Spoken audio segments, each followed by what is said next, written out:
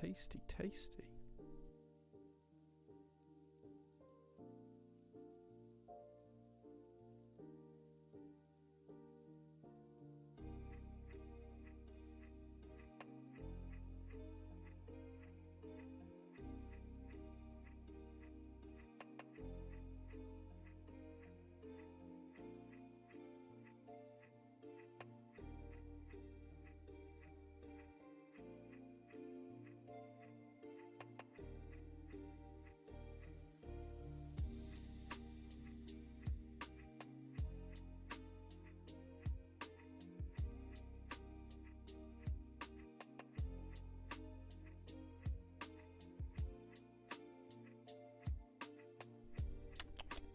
Tasty, tasty.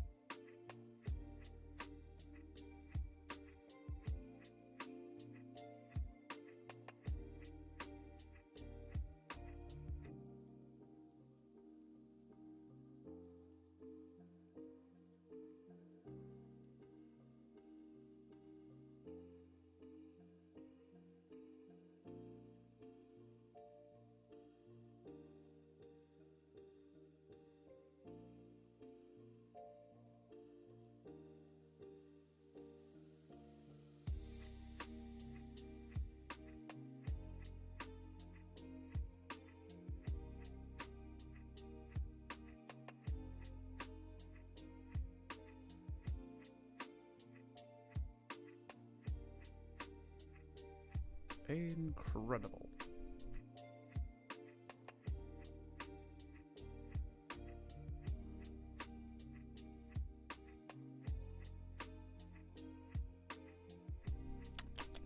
Tasty, tasty.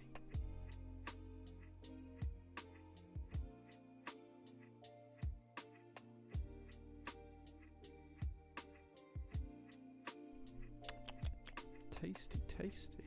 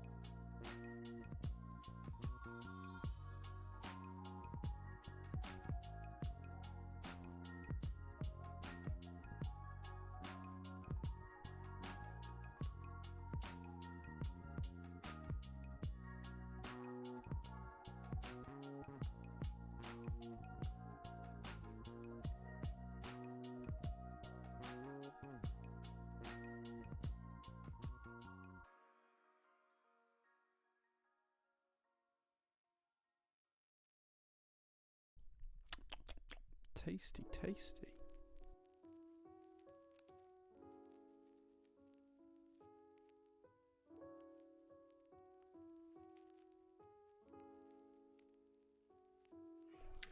Good afternoon, good evening, good morning, wherever you guys are. I hope you're having a really, really, really good Sunday. Oh, did I not update the code? Let me have a look for the discount. Let me double check that. I could have sworn I'd updated it. Streaming. I did update the code. Let me just check that and we'll catch up with chat then. Chat commands, custom commands. Discount. I did update it, but I didn't update the timer. Hold on. Discount. Boom. There we go. Okay, so that is now working. There you go. That is the discount for today. We'll talk about that in a second. Rue is here. Hey man, good to see you. Thank you so much. He was first today, at least on my screen. Ballboy's here as well. Hope you're doing well. Chartered Music subscribed for 11 months. Thank you so much for the tier 1 sub. I thoroughly appreciate that. Says hi all. Hope you're well. I'm doing good, man. Thank you. Hi Joe in chat. I hope everyone is having a good weekend. Yeah, the weather has been fantastic. I am slightly red in the face. This is quite like color matching. The top down camera is a little bit over bright, so this is kind of like pretty real in terms of colour. Dennis says, hey man, good to see you. Anaki's here as well. Framed as well. Anonymous Biker, thank you so much for the 17 months of subs. What a day, a resub and watching Jay drink Fiction Blend. Name a better day. Actually, this is a test of something new. This isn't any of the blends that are on their store at the moment. But we do have a load of plans for the store. So the whole book club element of it should be going live towards the back end of May, which is really, really cool. I'm pretty excited for that. Yeah, so the book club idea part of it, the roast story, the book club and all that kind of stuff should be going live towards the back end of the month. Artwork and logos and stuff are all underway, so that's all going to change soon. And yeah, it's exciting because that's when we're going to do the proper launch instead of it just being in early access where you guys get to have a look at it now. We're going to do like a full proper launch. We'll start advertising it and stuff, so yeah, I'm excited for that. True Blaze is here as well, so is Storesness. Ygaz is here as well. JMS2, Cargri, hey man, good to see you. RL Keeps as well. Narwen is here too. Greyhound says good evening. Patrick Star's here as well. Clownfish, hey man, good to see you. Alvi, thank you so much for being here. JQ subscribed with Prime Gaming, thank you so much for that, for 30 months. Alvi subscribed with Prime Gaming as well, subscribed for 6 months, thank you so much guys. Clownfish, thank you for the 100 bits. We rarely get bits on this channel, but thank you so much for the bits. I really, really appreciate that. Lala Blah, hey man, good to see you. Blackbrook's here as well. That's last week's code. Yeah, I've updated it, so there's a new one, Captain Reed. Yeah, you can look down in the chat and you'll see that. Ray the Kid, thank you so much for being here. Blackbrook's here, checking out the code as well, says looks like it. Yeah, I did update it on the command, but I forgot to update it on the timer. Like, yeah. Any news on KKB Alhambra? If there is, it'll be on the updates pages on the website. If you want any updates on anything we've got in the pipeline, go and have a look on the updates pages. If we have any news, that's where it'll be. If we don't, there won't be anything. And Blackbrook is usually updates command. Yeah. Samson, hey man, good to see you. Thank you so much for being here. The discount is now working. In before Americans say the date on the discount code is for December. Let them. I'm in the UK, so day, month, year. Much. To be honest, I actually prefer year, month, day, but like day, month, year is fine. So yeah, looks like we're about to hit some ads in a minute. I apologize guys, unfortunately I cannot turn those off now. It's one of those things and I just can't turn it off, so I apologize. You're gonna get some ads in about 40 seconds, so sorry for that. I'll try not to do anything important during those ads. Tasty, tasty. Toddler Tantrum, you were first. Were you Superhan? Sorry, I don't see that. I see Rue as being first on my screen, so I can only go by what I see. You must have been logged into Twitch prior to me being logged in, because I don't see that. At least not in the software I use anyway. Incredible. Thank you so much for the follows, guys. I appreciate those. Secret Coffee, yeah. So the coffee website's live right now, but this is like something else we've been working on to maybe come up as a new thing there. Sorry for the ads, guys. They're going to start in a second. I apologize. It says it's starting soon. I apologize. Okay, right. Let's catch up with the rest of chat. Yeah, Secret Coffee. So this coffee that I've got here, Chat Music, is because you've done the coffee check, is something that may or may not come to Jay's Roastery, the new coffee store that we have. It's basically a test brew. Let's just put it that way. I'm not convinced that it's for my palate, and therefore I'm not convinced that it's for other people's palates. But we'll see. We'll see. I'm going to get a couple of people to try it this week, like friends that live locally and stuff like that, and we'll see what their consensus is on it. But yeah, it could be something cool. This guy starts teasing coffee, typist brew, that goes away, teases roastery, launches, and then already teasing next coffee. I've had my fiction brew less than a week and already on to the next. Well, boy, so this is probably not going to come onto the store. It's just something I like. I'm constantly trying new things and tasting new things. But yeah, Jay's Roastery is going to have a whole raft of stuff changing to it in the next couple of weeks, like, and over the next month. Like, it's basically early access at the moment. You've got the ads now. I apologize, guys. I apologize if you're seeing the ads. So it's basically early access right now, and what I'm going to do is build out the rest of the website, add in our roadmap of changes, add in our process of how we actually get the coffee to here and how we stay sustainable.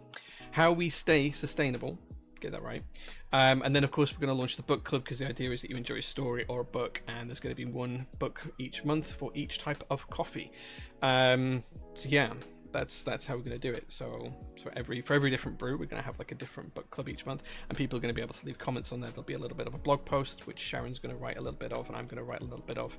And the idea will be whatever books we're reading and whatever coffee we're drinking, we're going to share that with the community, and you guys will be able to comment and say how you're going with it, what your thoughts on the book were, that kind of stuff as well. So it's a whole thing. That's what we're going to do. So I apologize. It's you've got access to the early access section by ordering the coffee now, because you guys know me from Prototypist, but Jay's Roastery is a very different type of company. With Prototypist, I don't really do any advertising. With Jay's Roastery, I'm going to have to advertise if I want it to be something. So you guys have just got in early access because we were roasting coffee already for other cafes and stuff, and I wanted to give you guys access to it. That's all it is. That's how it works. So yeah. Hey from Ukraine. We all love you here. Oh, thanks, man. I appreciate that. I hope you guys are doing well. I know things aren't the best in Ukraine right now. We do have some amazing customers over there. It's very difficult for us to ship at times, and I apologize for that, and expensive too. But if there's anything I can do to support you guys, just let me know. Just let me know. Is Twitch forcing ads now? Yeah, so like my account with Twitch like hit like a tier in between. I can't remember what the terms are now. It's like there's two levels, like partner is one, and then there's another part where you can accept subs, and I'm kind of like hit some kind of hidden tier in between. And to be able to continue with my account and keep it monetized, I had to agree that ads would start to roll every 45 minutes or something. I can't remember. Affiliate, yeah, that's the word I'm looking for. So I'm at affiliate plus or something like that. I don't know. It's frustrating, but it is what it is. It leads to, like, if it makes you guys feel any better, I make like £4 a month off of it. So there's that, I guess. It's not a lot. It's not a lot.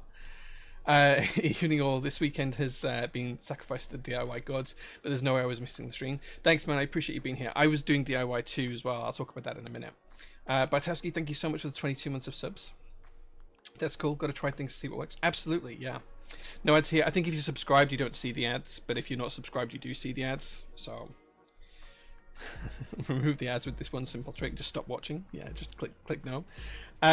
Yeah, we are aiming for the sub goal as well. So if you guys do want to skip the ads, you can just sub, and that helps me. It helps the channel. It helps PT, and you also get no ads. And also, if we get to 225 subs total on this stream or next stream, whenever that happens, we're going to be doing like 3 GMK set giveaways. So bear that in mind as well. Bear that in mind.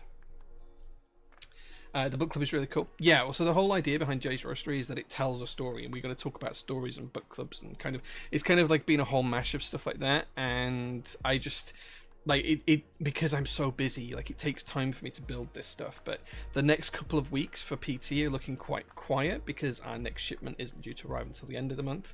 This week coming's pretty busy, but the 2 weeks after that are pretty quiet. So I'm hoping to kind of look at a few things there.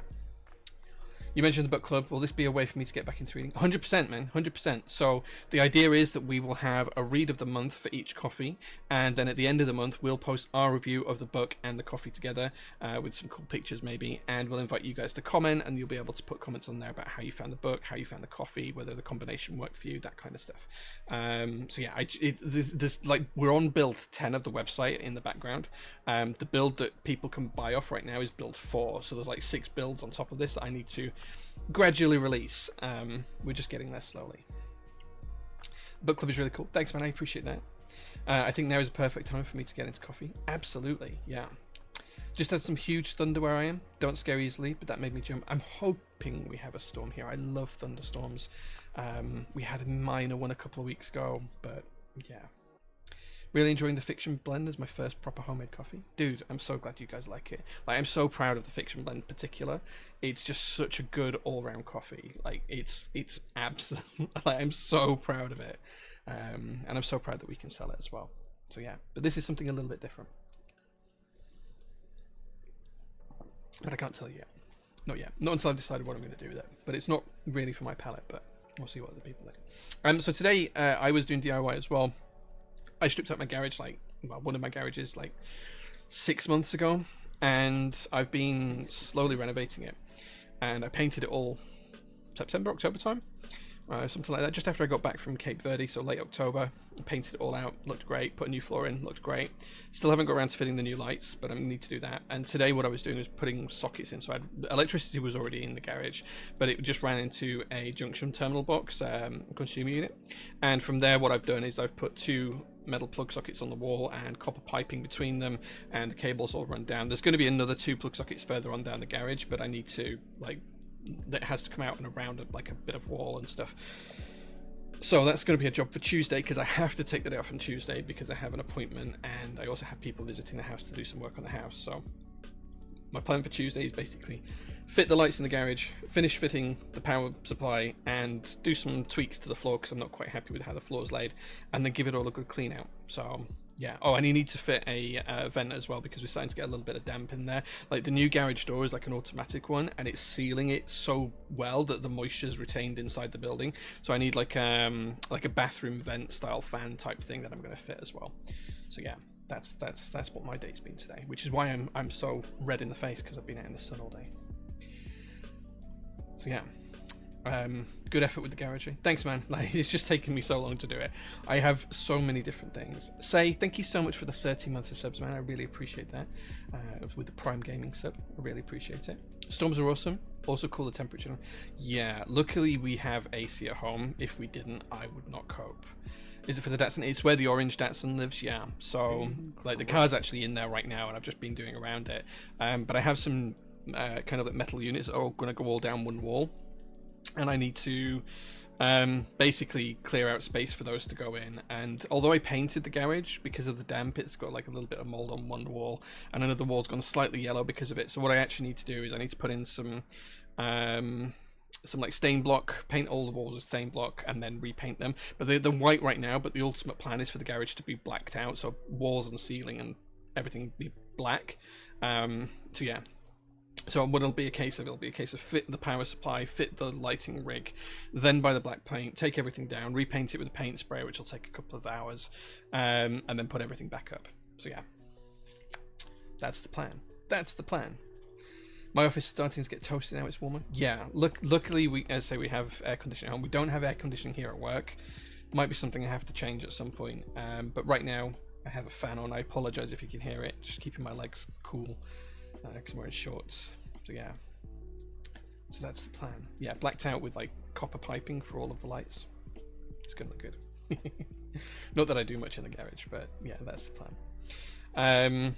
Frustrating how rare AC is in the UK. I'm starting to get one of those portable units for the summer. Yeah, I can recommend home AC for everyone. Like, it's absolutely, almost becoming a must-have here in the UK now. The good thing as well is if you get a decent air conditioning unit, it'll be a heater in the winter, and if you get the ones that are built into the wall, like a mini split system, they're actually more economical than running your gas-fired central heating as well. So, or they can be, depending on where you are and what your rates and tariff you're on as well. So yeah, get a portable unit in the interim if you can, though, guys. Like 300-400 quid, 9,000 BTU, 12,000 BTU, depending on the size of your room. It'll do you well. Like, we've got our bedroom is 6 meters by 8 meters. It's quite a big room, and we've got a 12,000 BTU unit on the wall in there, and it's just lovely. It's just like, it's not hot, it's not freezing cold, but it's just like cool. It's like it'll do 16 degrees all day long, 17 degrees all day long, which is nice. So yeah, don't ever try and fit a mini split yourself though, guys. If you're going to do it, get professionals in. So speaking from experience, trying to get the vacuum out of the lines so that you can actually put the refrigerant in. Don't do it yourselves. Don't do it yourselves. I can add the freeze box into it to make the water cooler. Yeah, nice. Yeah. Yeah, usually the portable ones just have like a refrigerant in them already. Make sure you use the ones that are cooler and more environmentally friendly if you can. I can't remember. It's like RS204 or something. I can't remember the code. Yeah. The issue with the portable one is it causes negative pressure in the room as you're chucking hot air out of the room. So somewhere else it's sucking air, normally hot air in. Yeah, like just vent it out the window. That's the plan for the portable ones. Like, you throw the vent out of the window and you shut your window as well as you can, or you can get like a little zip kit that goes around, and you throw the vent out the window and it puts the hot air outside. I appreciate it's not particularly environmentally friendly, adding heat, but it's such a small amount comparatively. It's not going to make a difference. Yeah. Okay, so in terms of PT news, let's start with PT news. This week is quite quiet for us. We have no group buys to ship out. We have shipped every group buy we've got on site out. We aren't expecting anything to arrive until the end of the month. Black Snail should be arriving towards the back end of the month from GMK, and our next container shipment from China should arrive at the back end of the month as well.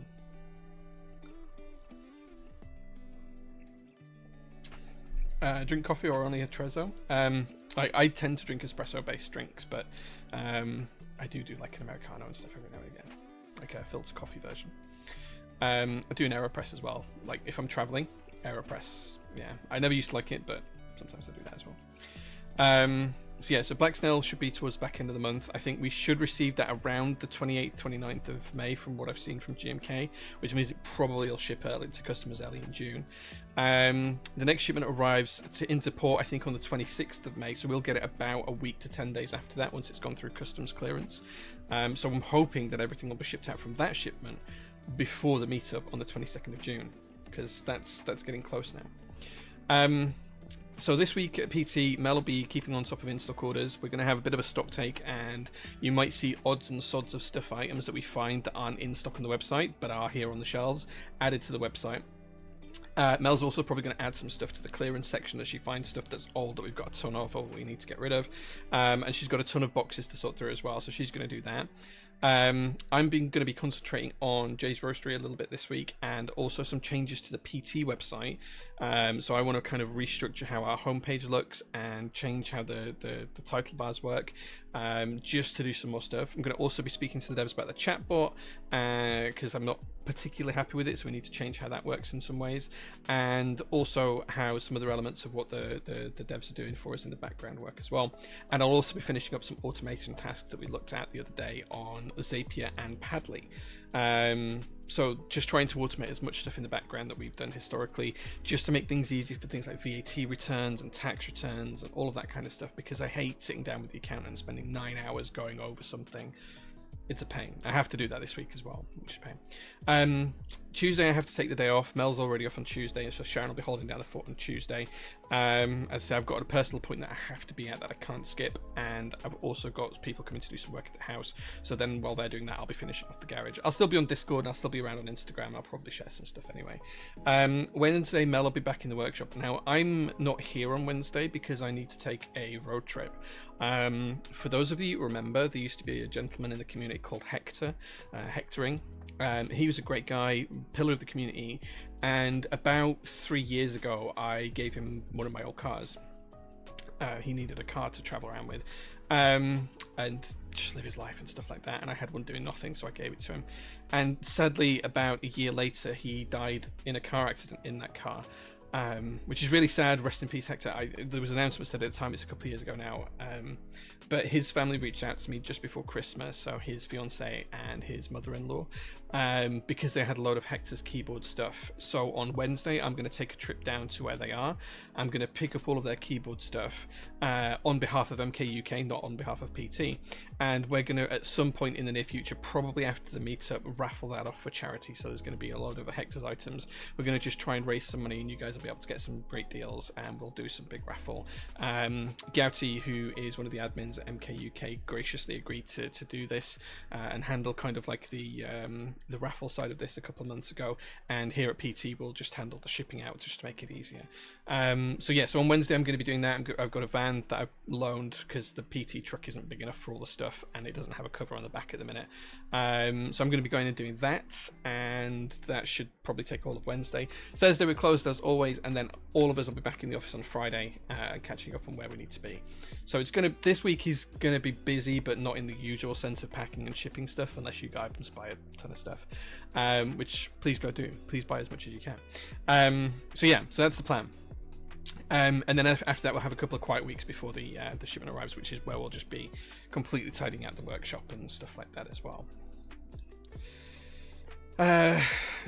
So let's catch up with chat. Matty DM says, do you receive an entire 20-foot or 40-foot containers of product, J, or shared space one? It really depends on what we're doing and what we're shipping. The last shipment we got here, that was a full 20-foot container.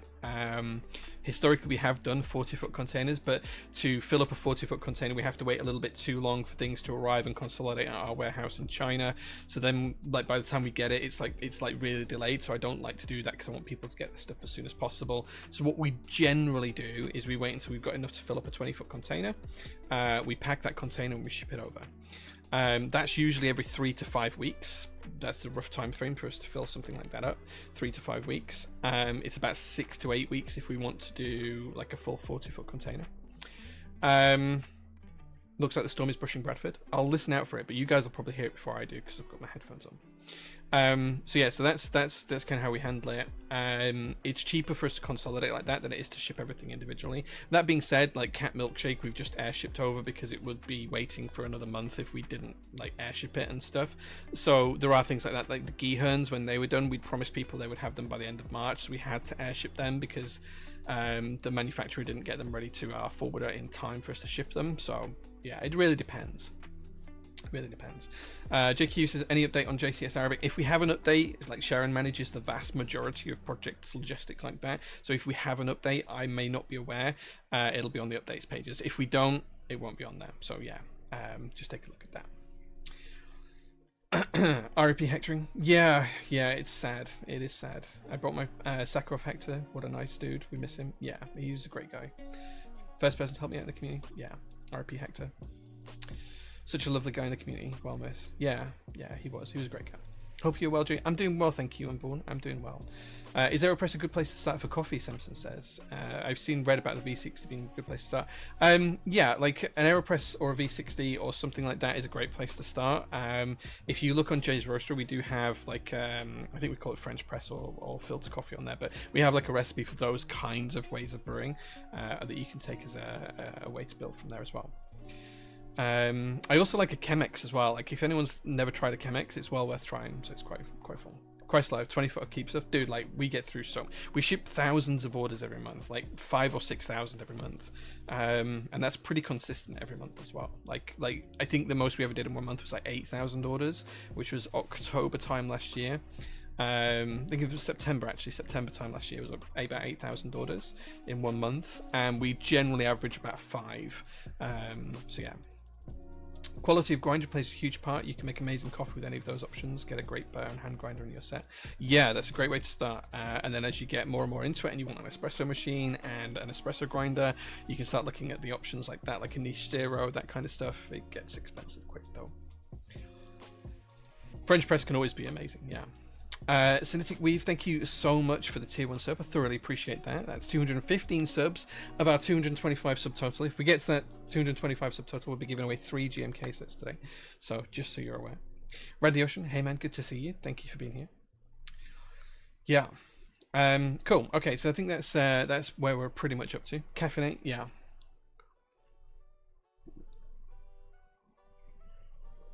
do love a good coffee. I mean, this isn't really my taste usually, but it's not bad at all, and I'm getting into it now. Right, okay, so that's that. Discount. So we do have a discount today for you guys. Let's pop that into chat.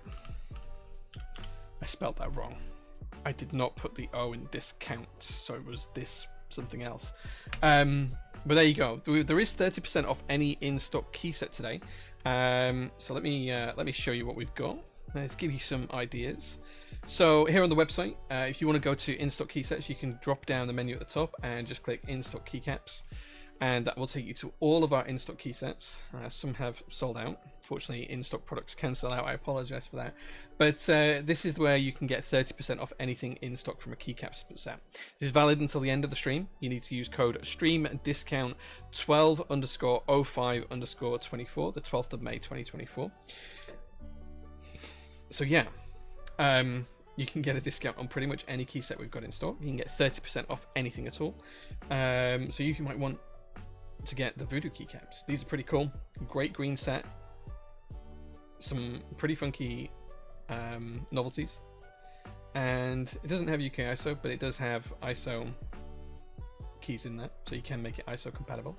It's a pretty cool set. You get 30% off of that. Wait, what? Why is this showing in one? I've got my so the reason why this is showing like this is because I have my bloody my VPN on. I forgot all about that. So yeah, so take a look at that. EPBTGO, yeah, you can pick that up as well. There's a ton of different stuff in stock as well, so do take a look, guys.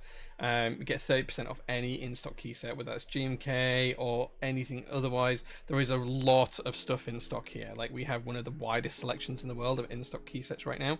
Like, look, it just keeps on going. Just keeps on going. So do take a look at that and see if there's anything you particularly fancy. And that will finish as soon as the stream ends. So if you guys want to take advantage of it and buy something, you've got until the stream ends. So yeah, like, it just goes on and on and on and on and on. Lots and lots of key sets. 3 or 4 years ago, nowhere had this kind of stuff, level of stuff in stock. But that's the deal for today. Only available while the stream is live. The code is in. The code has been pinned by Jellymaster. Thank you, dude. I appreciate that. So yeah, take a look, see what you can pick up, and see if there's anything that interests you. There you go. Don't forget, you can also pick up some coffee from Jay's Roastery. We have a classics blend, the fiction blend, the sci-fi blend, coming in 250 gram, 500 gram, or 1 kilogram bags. And you can also subscribe and make a discount as well, so you can get a little discount if you do subscribe too. The brewing notes that I mentioned, if you are interested in the coffee, there's like an espresso and a pour-over brew. So that's kind of like a really good starting point for a lot of other alternative coffee making methods. So definitely take a look at that as well. And as I say, the changes coming soon are kind of half documented here, and we'll get those through very, very soon. Cool. Let's just catch up with chat really quickly. Why are prices in Korea one? It's because I was checking something out earlier on. Like, a lot of the stuff we work with is like Korean-based designers. So sometimes I put a VPN on just to see what the prices look like in foreign currencies. I forgot I'd done it. It's just a VPN thing. That's all it is. Just picked up a set of GigaChad. Nice. I didn't realize we had GigaChad in stock still. I thought we only had GigaChild left, but maybe we do. So generous, Jay. Thank you. Signet is calling me, but I'm waiting for a handbrew with extras to grab later. Yeah, if something's already on a discount, it won't work on that, or if it does, we might cancel your order. So don't use it on something that's already got a discount on it. But yeah, feel free to get your 30% off. As I say, it's only for you guys that are watching the stream. It's not for every customer, just for you guys. Something we do every week. Right, okay. What VPN do I use? It depends. So there's no clear answer to that because I have a couple for different things and different reasons. I think at the minute the one that's on at the moment is NordVPN, which is probably giving Twitch like a hissy fit because it usually doesn't like. Yeah, it doesn't like VPNs usually. I'm surprised it's letting me stream. But yeah, definitely have a look at that. And as I say, if you are interested in GMK stuff, we will be giving away 3 GMK sets as soon as we hit the subs goal. We'll play marbles for it, and it'll be really fun. Could be this stream, could be next stream. Depends on how generous you guys are with the subs. Okay, so next up, I have a couple of little keyboard chores. So one of the things I did want to shout out and show you guys is that GMK Modern Materials has arrived. The group buy shipped out last week. It arrived on Friday. We shipped all the orders out straight away, same day. and I have my personal sets here, and these are going to be in stock probably on Monday night now. There's going to be a few other things that go in stock, a small number of Zoom 75s and a couple of other things as well. I think we've got one Zoom 98 left in stock if you guys are looking for a 98 key. It's pretty good. But yeah, we're going to have a look at Jim Kane Modern Materials right now, and then do a little bit of keyboard chores because I'm going to put it in tubs so it fits in my collection properly.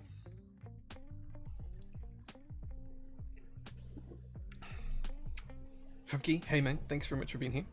I like the use of the emote.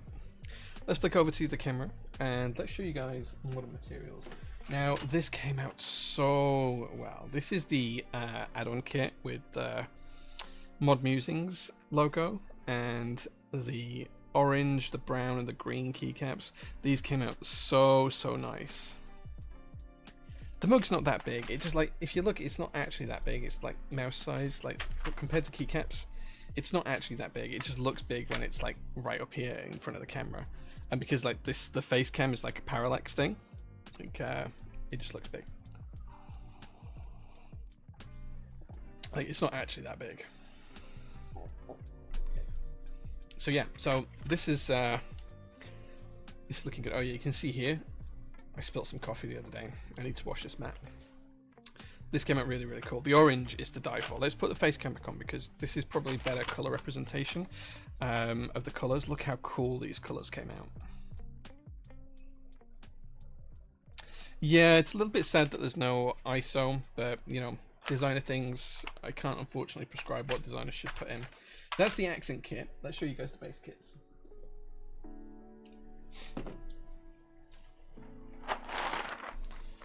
This is the stone base kit. There are accent kits available, yes, Zeki Razak.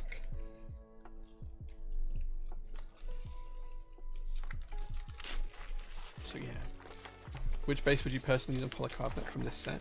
I don't know. Let's take a look at them. I'd probably say the stone one, which is the one I have here. I'll open up the concrete version in a minute. The accents again? Yeah, sure. There you go. It's like a really rich terracotta kind of colour. Ask Matthew to not forget about us in the future. Yeah, he's a cool guy. So, like, one of the inspirations, like, for the new James Roastery logo, like the final edition, is actually the Mod Musings logo, because like I really love this logo. This one here. Show you guys there. That one there. I really love that logo. It's very clever.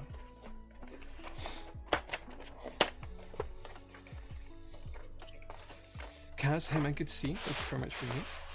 You machine washed your mat and it got totally ruined. Dude, I machine wash mats all the time. Oh, dude, look at this. This came out so clean. Look at this. It came out so clean.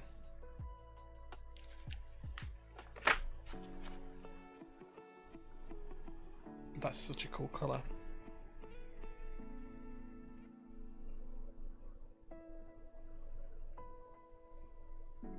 Such a cool color.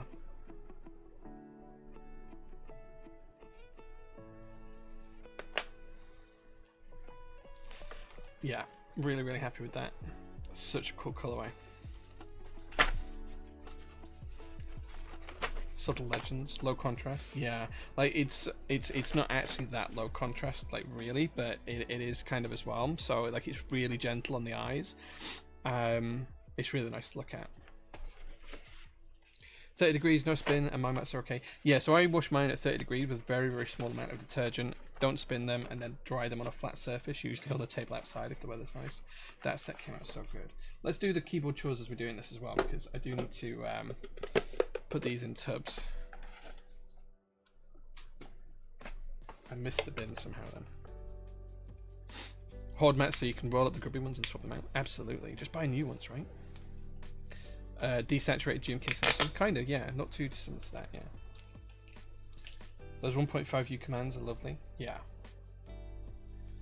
Spare Zoom 98 PCBs? I don't think we have any, no. We do have one Zoom 98 in stock though, so if you wanted the whole keyboard, we could do that. Keyboard vendors like this one little trick, absolutely. This came out so nice.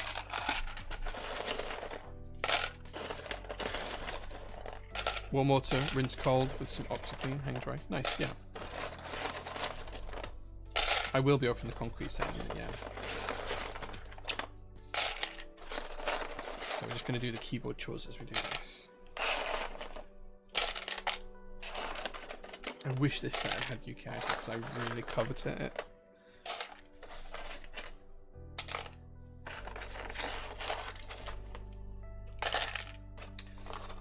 Matty says, what are the best ways of helping you build your business with PTJ? Word of mouth or other things? Dude, like, whatever, man. Like, I don't ask for people to do anything in particular.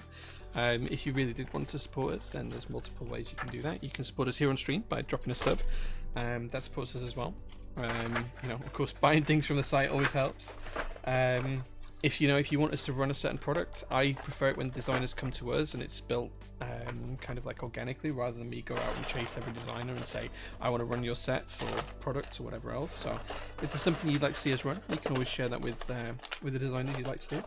You can leave us a review on Trustpilot. I don't really look at it, and I don't think we have many on there, or Google, but you know, that's something we could do as well. But yeah, whatever, man. Like, I don't expect anything from anyone. It's entirely up to you.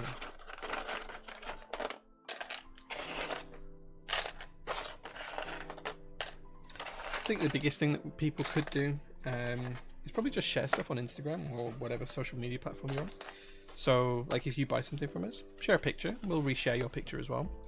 If you buy something for us and from us and tag us, we'll 100% reshare that. We're doing that for quite a few people. We're trying to get better at it as well.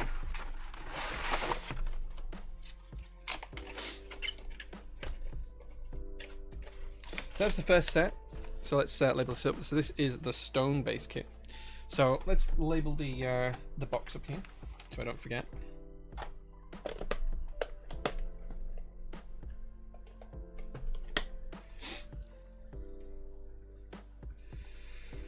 Oh, right. Okay. So we've got GMK modern materials. And we're going to have two of these. So I'm going to print off two of these.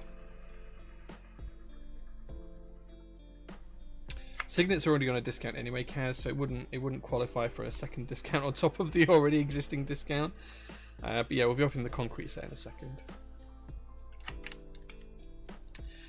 And this is the stone base kit. So I'm going to do another label first. Stone base kit. Oh, I should have done 3 of those because I need one for the accents as well. Oh well, we can do it in a minute. Let's label this up.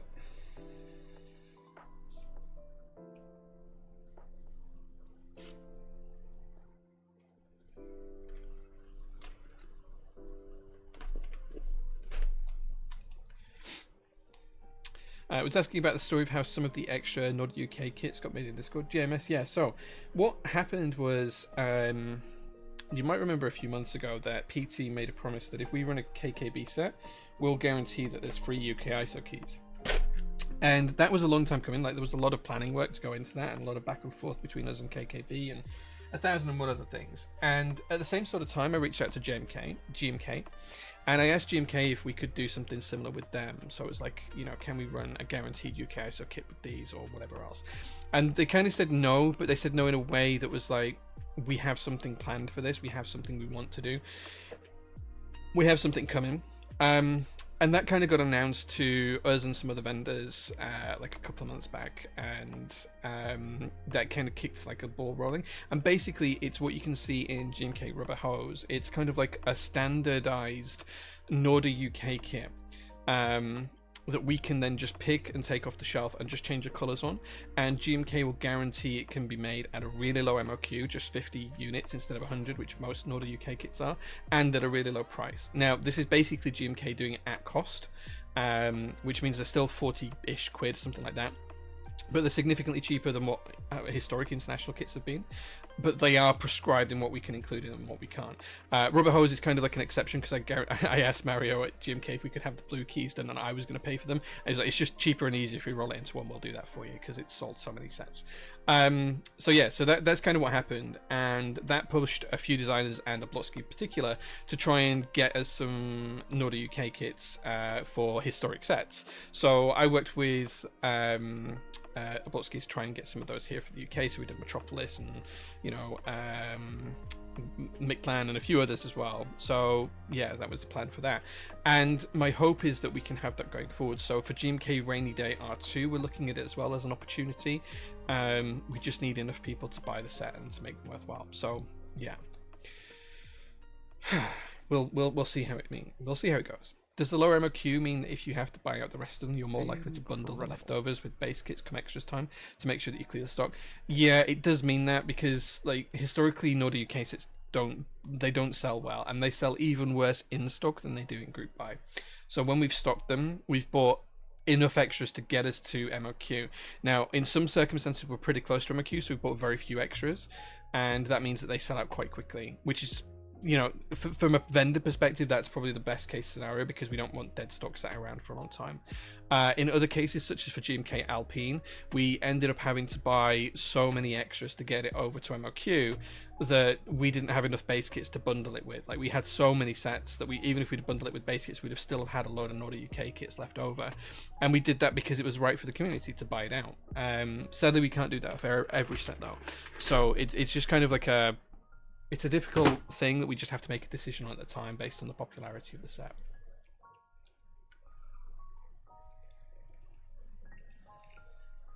So yeah, so I hope that. Rainy Day, R2 ISO UK. Like, don't quote me on it just yet, but yeah, we're hoping to do the Nordic UK kit, the standardized Nordic UK kit. So yeah. 80082 blue int kit on there, but I'd have to get the base set imported elsewhere, unfortunately. Yeah, so I can't sell that base kit because like I wasn't a vendor for the base kit originally. I can't remember who the UK vendor was, but it wasn't PT. So that means that like I can't get any because they just don't exist. They're at one vendor maybe, or two vendors worldwide. So yeah, that's it. But I know there's people in the UK who have bought that set who might want the Nordic UK kit. So the idea is to offer the Nordic UK kit so they can pick up the keycaps they need. So yeah, that's kind of like the plan with it. We can't guarantee that every set will have one of these new international kits. Oh, sorry, Nordic UK kits. They are not an international kit. It's a Nordic UK kit. Just because it's almost impossible to guarantee how well a set's going to sell, and it depends on whether the designer agrees to do it as well. Because if we're buying them from cost, we have an agreement with GMK that we're going to sell them at our cost, pretty much. Like, it's whatever it costs to ship it from GMK, whatever taxes we have to pay. And that's it. We're not supposed to make a profit on it. So we have to convince the designers as well to not take a royalty on that kit. And it's a difficult one. It's like swings and roundabouts. So yeah, I can't guarantee it'll happen for every set, but we'll try. It's not like the KKB sets where I'm buying the UK ISO keys for all of the customers who buy the base kit and ask for an ISO UK set. Because like the designers aren't going to say no to that if I'm paying for it for free, and that's different. If I'm not selling it, I'm just giving it away. It's very different. So yeah. Right. Okay. So that's the first base kit we've had a look at. Let's put the label on here, and we'll pop the accent kit into this small tub. Hopefully this label's not too long for here. It might just fit. Does just fit.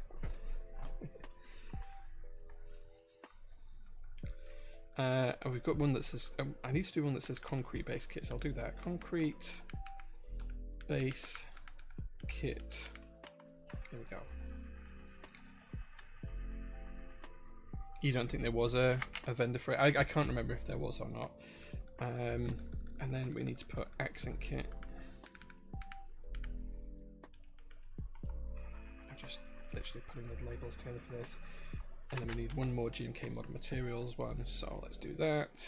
GMK Modern Materials. There we go. Yeah, I don't know why we went to vendor for it. Oh, the cartridge has run out.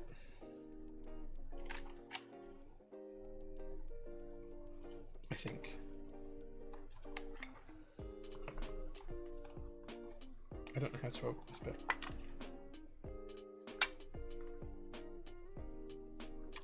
Yeah, the cartridge has completely run out, so I can't print any more labels off. I will have to order some more cartridges. That's disappointing.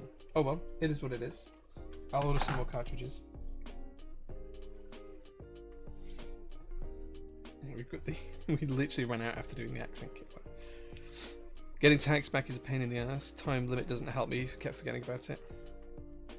Yeah, like it's difficult to reclaim tax. Like, I get that, but yeah. Especially if you've paid for it like at the vendor and then you get taxed import as well. On those kind of things though, it should be on the vendor to help you out if they can. Yeah, but if the issue was throwing keycaps away. If the issue was like at UK customs, then yeah, it's on you to fix, unfortunately, with UK customs. There we go.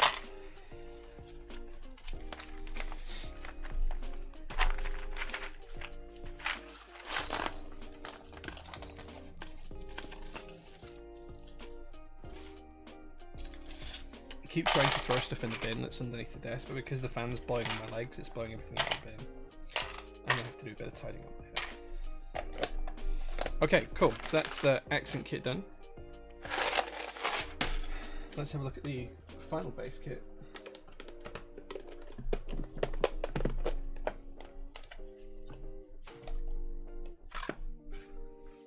Sadly, we can't finish the labeling for this one, but that's okay. He wasn't very useful, but I don't really expect a German vendor to know UK specifics 2 years later.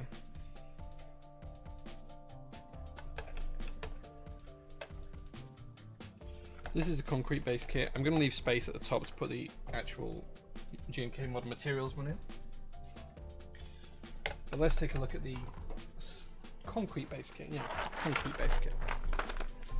Needs to go to crotch fan out soon. Yeah. Makes me laugh, the people who say putting caps into tubs damages them from scratches. I hope those people don't look at how caps are made.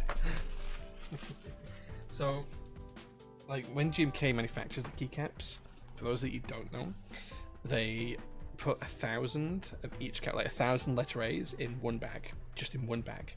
And then that bag goes to a sorting machine and they get tipped into like a big spinny like bin that sorts them out and lays them out quickly, and then a machine picks and drops them into the trays. So yeah, they go into huge bags and those bags go into a bin like a hopper, and then that hopper spins them around. Yeah, so if like putting them in tubs could scratch them, they'd already be scratched in the packets. So yeah. Incredible. Incredible. Thank you, Son Necklace, for the follow. I appreciate that. So this is the concrete base kit. Now this one I have already seen. This came out really, really nice. So again, the stone one was really cool. Here is the concrete one.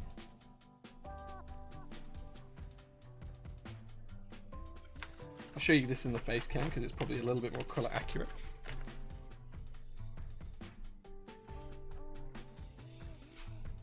Look at that.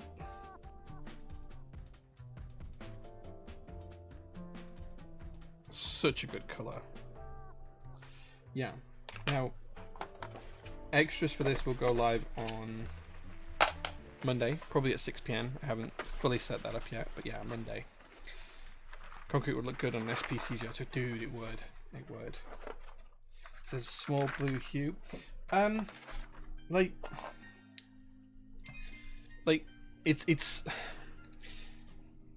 it's kind of like a cross between the two colors that you see here. Like you see a color here.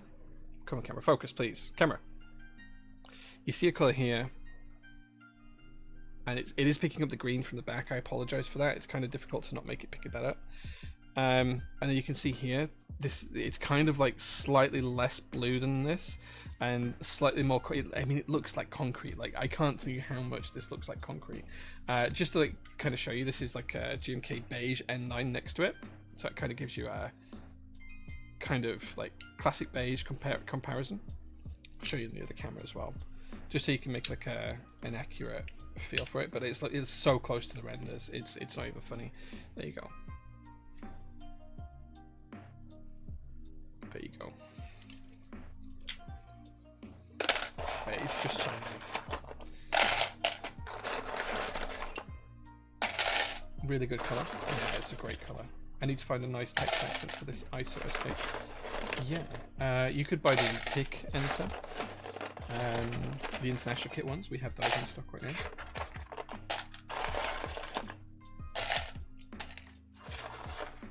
They come with an ISO and an escape key, so you might be interested in those.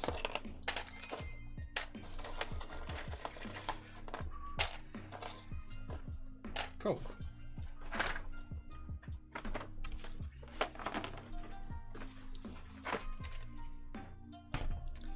Can we see a stone and concrete key together? Sure, I'll do that in a second. Let me finish putting the caps into the set.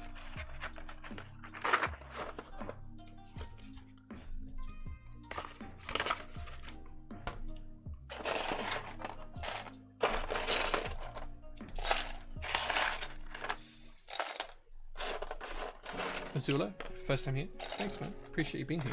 Thanks for watching.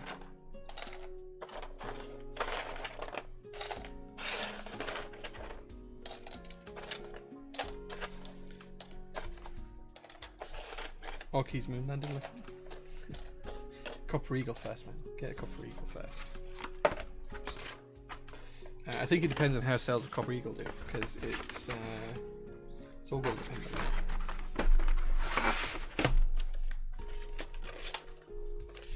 Okay, so that's those done. Let me show you the keycaps together. I bin my personal sets. Like all my personal sets are in these tubs, to be quite honest with you. The reason I do that is just because I have like you can kind of see just behind me. Hold on, let me pan the camera around, and I will show you. I will show you what my personal collection of keycaps looks like, because they're just on a shelf just here. Let me pan the camera out. Oh, wrong way, wrong way.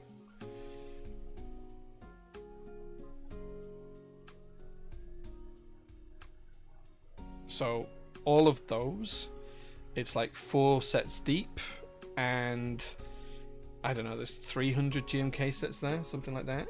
And I also have some that I haven't yet put into tubs that are on this table just here that you can't quite see yet. So yeah, incredible. There you go. A little bit too far there. So yeah, I have a lot of key sets, and tubs work better for me. So here's the two colors together. This is the stone and the concrete, and that's them next to each other.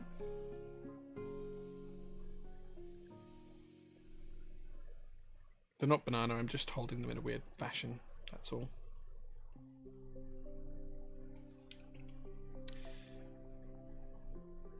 I mean, I'm a vendor, I sell these products for a living, so like kind of it comes with the territory.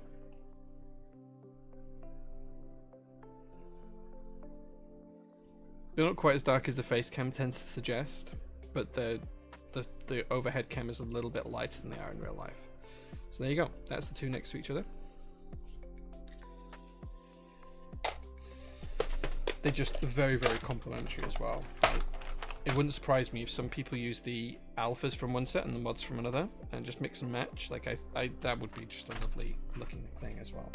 And of course you chuck in the accent keys as well. They look great too. So yeah, these will be in stock on Monday, 6 PM I think. So if you're interested in those, keep an eye out.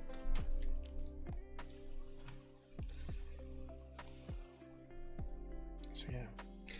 How did you get into becoming a vendor? I imagine that getting the cash flow to support your inventory wasn't still as a challenge. So PT is fully funded by me. Like, we don't have any bank loans or anything like that. We don't have any other investors. It's all my personal savings. And yeah, PT comes from just me. How did I become a vendor? So I've been in the community for a long time, like over 10 years now. And I used to stream under a different channel years ago called J Keeps. and that was probably from like 2015 onwards. And then in 2019, I was part of a show called Top Clack, and we used to review all of the different group buys. 2018, actually, sorry. We used to review all the different group buys that were coming up when there were only like 5 different group buys a month. So we used to talk about them each week, and we kind of review them a little bit like Black Simon does today. So we kind of started that kind of whole thing off, and I did that for a couple of years. And at the time, I realized that there was a massive gap in the UK market for like the loads of sets would like GMK sets would run around the world, and keyboards would run around the world, but there was no way to buy them in the UK. You'd have to buy them from Europe, or you'd have to buy them from America, or buy them from China, and it was just really expensive to do that. So I kind of like wanted to fix that. I spoke with the MechBoards guys first and offered them some capital to try and improve that. They wanted to do their own thing, which is great and fine. So I set up Prototypist originally it was supposed to start in April of 2019. Unfortunately, I went through a bit of a family crisis. My mum passed away in March 2019, so we didn't get off the ground until November. I actually went to Seattle in June 2019 to speak to Upas, who runs Canon Keys, and a few other people. Josh, who ran Project Keyboard, which has now gone defunct. Mike from Novel Keys, Dixie from Omnitype, or Garrett from Omnitype, and a few other people, Ryan Norbauer, and a lot of other people, to talk about getting like a UK vendor off the ground for kind of like the majority of the stuff that was run here in the UK, that wasn't being run here in the UK. And that was kind of the start of Prototypist. So we started officially on the 1st of November 2019. Our first product was a fail. We were working with The Key Company at the time to try and produce a calendar where the calendar would have different keyboard pictures for each month. It was difficult because a lot of people expected it to sell really well and asked for massive kind of royalty payments for the use of their images. And then the product just completely flopped, and we sold like next to none. So we had to cancel all those, cancel the product group buy. Some of the people had already been paid out royalties in advance because that was the deal. Some hadn't, because their deal was that it would be paid based on sales. So that was a bit of a flop. But then from there, we started to run different GMK sets. We ran our own keyboards, the JO1 Rev 1, the JO2. I put a ton of capital in personally. I don't think that's a secret. I put a lot of capital in. And yeah, here we are 5 years later nearly. Probably the biggest vendor in the UK, certainly with one of the largest ranges of keycaps and keyboard related custom items in stock around the world. So yeah, it's been a long time coming to get to this stage, and here we are.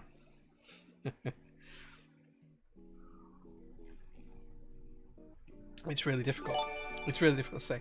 Jellymaster, thank you so much for the 10 tier 1 gift subs. I thoroughly appreciate it, dude. And that does take us to the sub goal. So at the end of the stream today, we will be giving away 3 GMK sets. So thank you, Jelly. Everyone say thank you to Jelly, because he's basically guaranteed that at least 3 of you are going to win a prize today. So yeah, thank you so much, Jelly. I appreciate that. Congratulations to everyone who's got one. I wonder who the best vendor for me in Turkey is. It probably EU or us in the UK. It really depends. Go to a few vendors, check out what the shipping costs are and stuff like that. Yeah, but yeah, everyone put SPC rockets in chat if you can. If you're a sub, put an SPC rocket in chat, because Jelly's just basically guaranteed that we're going to give away some GMK sets today. So get your SPC rockets out. Get your rockets out. I want to see tons of rockets in chat. As many rockets as you guys can post. Like I want to just like a page of rockets, like nothing but rockets for like 5 minutes. No words. Alvy's ruined it. No words. Just rockets. That's all I want to see, is just rockets. The whole page, I want to see just rockets. Tasty, tasty. Oscar Lane, thank you so much for the Prime subscription. I thoroughly appreciate that. Yeah, nothing but rockets. Like Alvy's done it again. He's put things in. Just rockets everywhere. Only subs can do it, guys. Only subs can do it. It's a sub only emote, I'm afraid. Just rockets everywhere. It's almost there. Like we just need to like it's almost there. I'll tell you when we're good. I'm gonna snipping tool. I need snipping tool. I just want a page full of rockets. It's almost there. Keep it going, guys. Just keep it going. Keep it going. No, someone posted. Friendly Ocean posted something else. Let me see if I can get a full page. No, I can't. I can't go and get a full page. Keep going with the rockets, guys. Nothing but rockets. Just rockets all over chat. As many rockets as you can post. Just keep going. I want a full page of them. Right, that's it. It's good. I can do it. Okay, cool. I'm gonna copy and paste that into the SPC chat in Discord. Thank you. You guys can talk normally now. We've got the rockets. We've got a full page of the rockets. So I'm just gonna pop it in SPC. There you go. Full page of rockets. Chat did it. Chat managed it. Somehow you managed to do it, chat. Give yourselves like a round of applause because you managed to do it. Just rockets everywhere. Oh dear, that's amazing. Thank you so much. That's made my day. That has 100% made my day. Just rockets everywhere. Jelly, those rockets are for you, man. Every single last one of those rockets that got posted, they're for you. Thank you so much for the 10 gift subs, man. Thoroughly appreciate you, dude. It made me chuckle too, Kaz. Like, just rockets everywhere. Everywhere. Thank you so much, guys. Cool. Let me finish this coffee and then we'll crack on with the keyboard build. Thank you for the non-sub rockets as well. I appreciate those, Azule.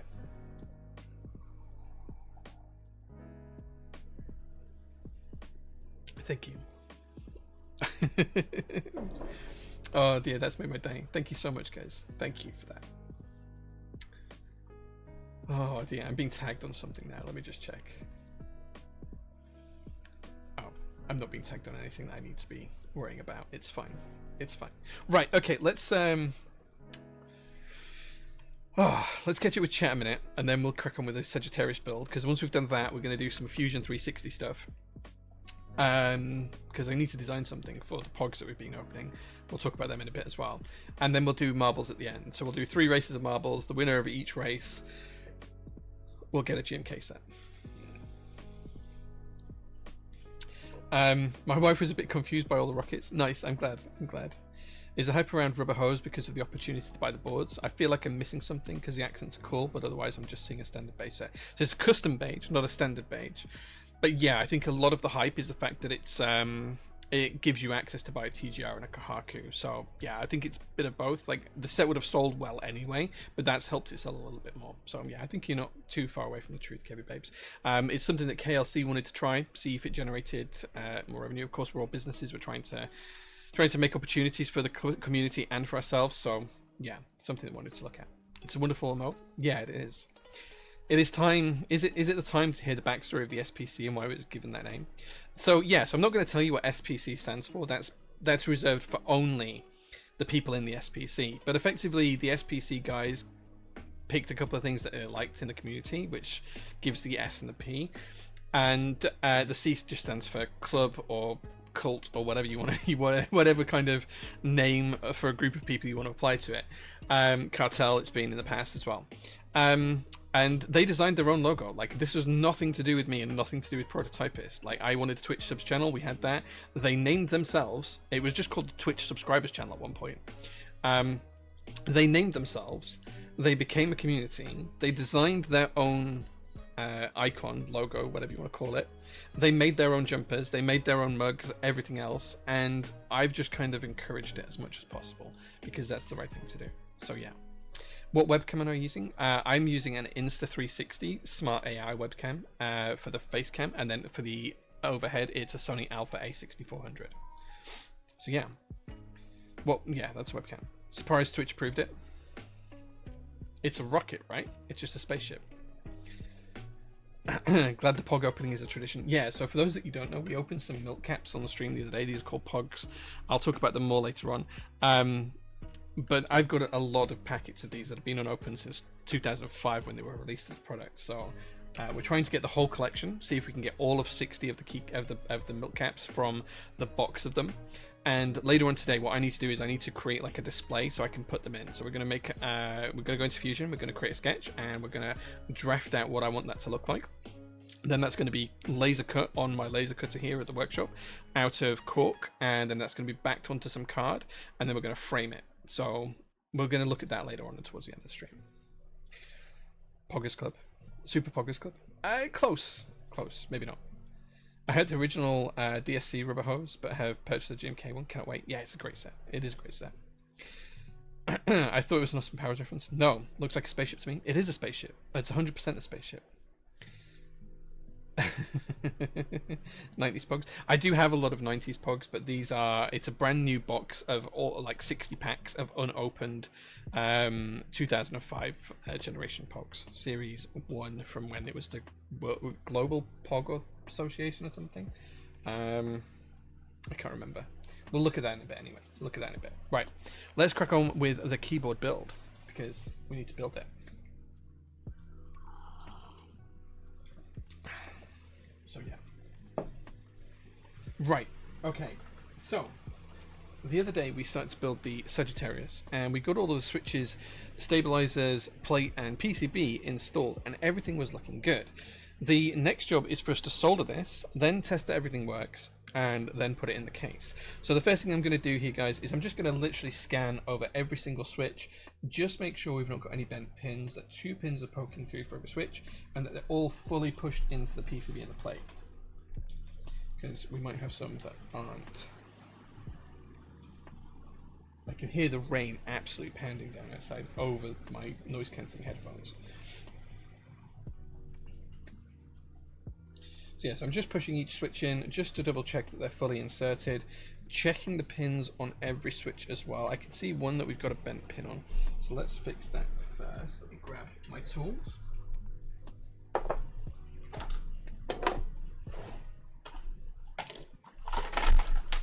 We will need the solder, and we will need the soldering iron, so let's grab those for now.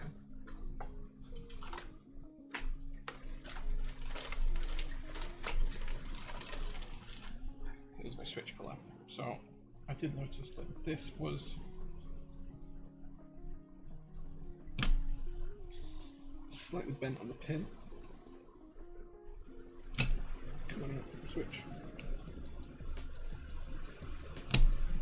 Man, this is stuck.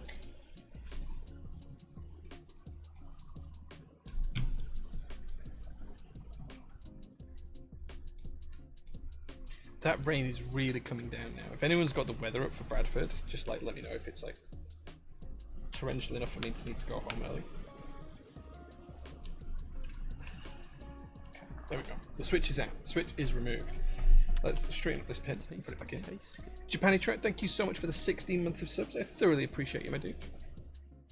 No Aurora tonight with all the clouds? Nah, no chance today. I missed it the other day as well. I'm so annoyed.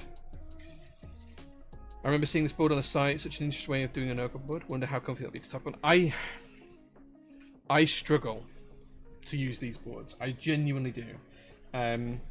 But I do own a personal one, but I've just never spent the time with it to try and learn how to use it properly. I think if you give it the time and you learn how to use it, I think it will be a massive, massive win for anyone who's using it. So, the other thing I want to do as well is I just want to make sure that we've got the stabilizers are fixed, so we can't move the stabilizers. But just to make sure, I want to make sure that we've got that cap. That has to be in the right place. Yeah, okay. Okay. Everything looks good. We can't change it. Samson, you never sent me any LEDs for the LED indicators there, so I can't do those for you because I don't have any. But if you do need that changing, we can do that later on. Don't forget, we will be playing marbles later on. There's lightning outside of Bradford. Wish it was over here in the east. Yeah, okay. I'm really annoyed that I'm going to miss the storm. I should see the flashes if they happen because the room is actually quite dark. It's only here that's lit up, so I should see the flashes happen out of the corner of my eye if we have it, but I haven't seen any yet. Right, let's grab the power cable and let's get ready to do some soldering. During the soldering, guys, let's do a bit of an AMA. If you've got any question you'd like to ask me, just tag me with @JPrototypist. Ask me any question you would like, and I will answer as long as I can answer it in a Twitch safe way, like within terms of service. I'll answer any question you guys can throw at me. So all you need to do is tag me with @JPrototypist, ask any question at all, and we'll go from there. I'm going to start soldering over in this corner, and we'll work our way across.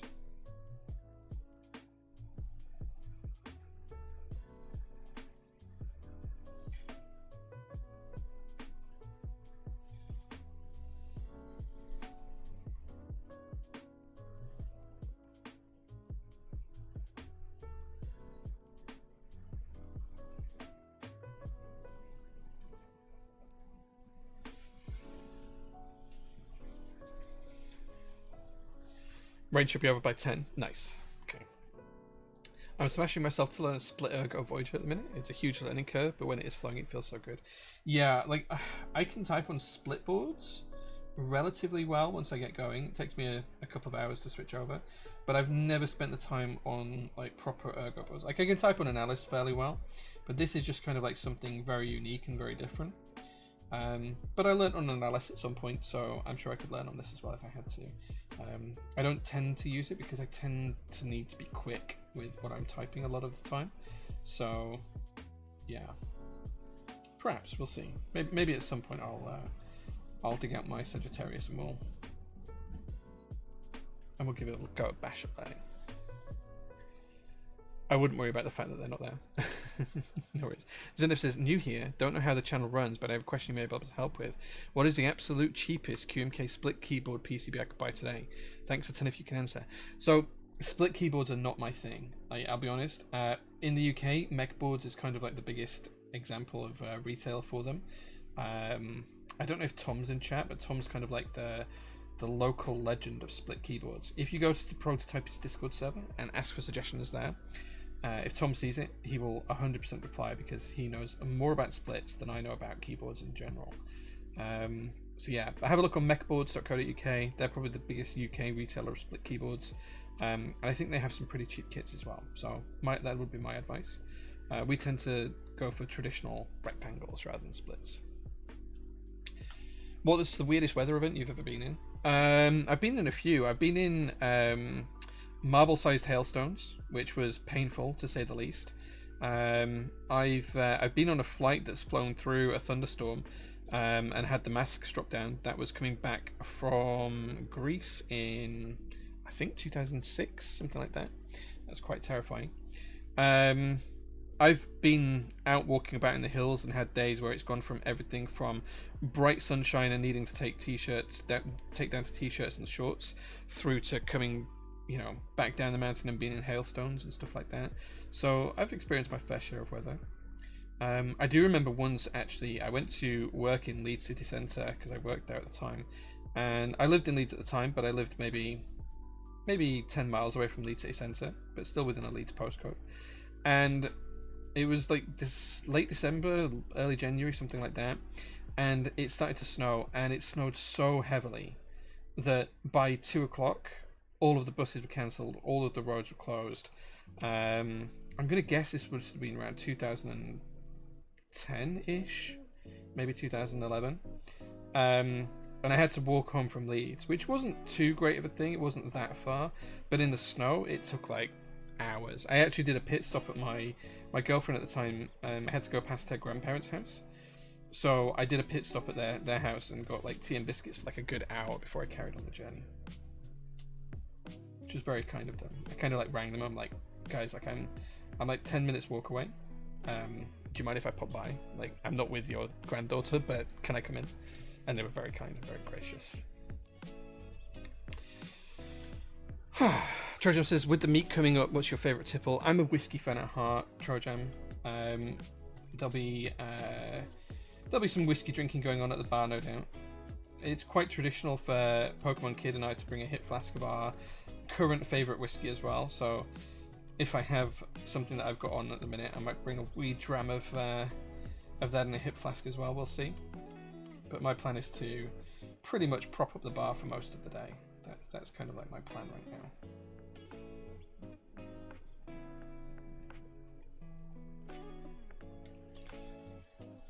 So yeah. What have I recently been addicted to? Looking at cars and watches on eBay that I can't afford. That's probably my biggest addiction right now, and it's been an addiction and an affliction for the last 15 years. That's probably my biggest addiction right now. That and coffee, because I drink so much coffee these days. Those are probably my biggest addictions right now. Doom scrolling through cars and vehicles I can't afford, but I would love to own. That's kind of like my hobby right now.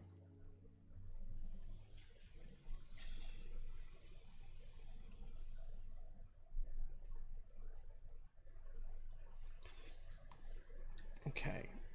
Mr. Gimpsy here says, good evening all. Closed my eye briefly at 7 p.m. and time travel here. Definitely didn't fall asleep. Yeah.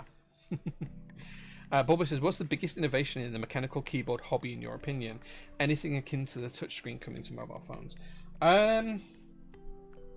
So I think that the next big thing for keyboards is going to be something that's been around for a little while, but is only just starting to take off, and that's Hall effect or magnetic reed switches. I mean, they've been in the hobby for quite a while now, and historically there were boards that used them back in the 70s and 80s. Like I've got some old historic vintage boards that used them, but I do think that they're due a renaissance, and I think that the modern version of these is going to be the next big thing for keyboards. Wooting have kind of like been edging around this for the past, I don't know, 4 years, 5 years, maybe even a little bit longer. And they've not quite found that kind of whole range of the market where it just kind of takes off. But I think that I've seen some innovations in how these switches work, whereby they aren't like the traditional Hall effect. They do something a little bit. That's a bent pin. Need to come back to that one. I missed that bent pin. Where it's going to be like a little bit something different. In terms of other things, I think the big things in the past were things like VIA, updating key maps on the fly. That was so big for the hobby when it happened. Prior to that, I think it was just QMK in general. That was huge when QMK was like released, and it kind of replaced everything else on the market at the time. So yeah, and then of course Alice layouts and split layouts have been massive. Like there's been so many innovations. Gasket mounting, so it's gasket mounting is relatively recent. OTD did kind of toy with some of the ideas of it back in like 2012, 2013. But really it only came to fruition with the what became the Keycult boards, the Type Machina version 1, which was done by the guys behind Keycult. That was kind of like the first board that used gasket mounting, and even then it was just a gasket that sat on top of the PCB and plate, not underneath it, and it was designed there was to reduce ping into the case. It was almost like a forced break mod. So yeah, so it's been an interesting one. Gaskets were huge, and now they've kind of become the de facto standard in some ways, just because of how popular they are and how they actually change the way a keyboard feels. Like at the same sort of time, I was experimenting with things like cork and other materials. But yeah, like there'd been O-ring mount boards, like gummy O-ring mount boards, but I don't really class them as true gasket boards. So yeah, it really depends on how you take it. But yeah, let's catch up with chat a little bit while I'm carrying on soldering. Chance of Music says, what keyboard features would you say are an absolute must to ensure the success of a group by now, such as preferred popular mounting methods, seamless, screwless, etc.? I don't think there's anything tried and true there. Like, I think anything can succeed if it has the backing behind it. Things are popular. Gasket mount always remains popular. Screwless designs remain popular, but like there'll be things that happen, like the Spider keyboard that's coming out. It's going to sell out almost instantly, and it has external screws. Like I don't think you could distill it down to say these are the things that make group buys popular. I really don't think you can, other than price. The lower the price, the more people buy it. But there comes a point where the price is too low and people don't buy it because then they think it's not good quality. So QK, Neo, Zoom, they're kind of this entry level type thing where they're not like, buying a TGR or a Kohaku or a JO2 or whatever, but they're such a good quality kind of keyboard for the price that they're lowering the barrier for entry, like so significantly that it's increasing the uptake of the hobby. But there's no tried and true formula to say this group buy will be successful because I've done X. Like that's just not how the hobby works, unfortunately. If it was, every group buy would be that kind of success. But it's not. And I don't think you could get to a position where it was either. Like I just don't think that's possible. I'm just going to do the whole bottom row here because there's very few switches on it. So I'm just going to get them tidied up and done. I do have one bent pin to address as well.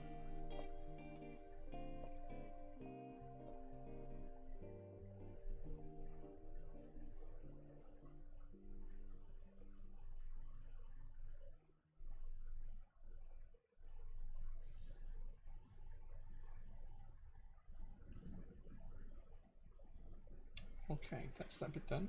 I'm going to come down the other side.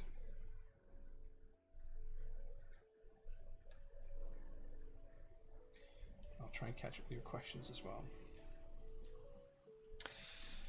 I think it was 2010 when we got a lot of snow. It might have been around then, yeah. I'll bring my whiskey, Jay. You've earned it for your services to my addiction. Oh, thanks, man. I appreciate that. I told my boss today that he probably wants to leave the workshop when it started snowing. We're high on Exmoor, and he ignored me and stayed inside working on things without looking outside for 8 hours. He got stuck there for 2 days. Dude. Yeah. Might try to bring the Rubber Haze Joan Proto since I'll come back from Korea a few days before the UK meet. That'll be cool, dude. That'll be really cool, yeah. Hi Jay, can I ask what temp you use your iron at? I use the same one. So the temperature of your iron depends more on the solder than the temperature of the iron. I use mine about 305 to 310, but it's mainly because of the solder that I'm using than anything else. So just bear that in mind. Like the solder you use will so drastically change the temperature at which you need to solder that giving you a guide on temperatures is probably not the right way for me to address that. So this the solder that I use, for example, is Kester solder 6040. It is leaded and it flows really easily and nicely.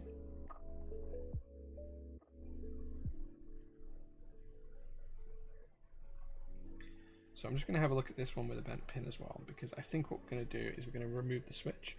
So it is this one just here. So to do that, what I'm going to do is I'm going to try and prise the switch out whilst I'm heating the pin that's being done, and hopefully we'll be able to get that out. Wow. Perhaps we won't. That's really tight.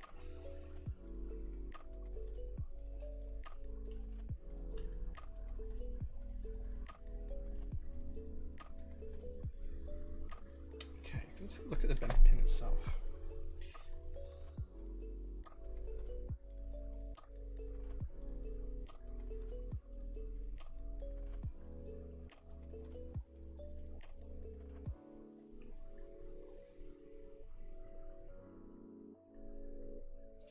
Okay, we'll give that a try. I don't think it's going to work. If it doesn't, I might have to desolder that one particular key.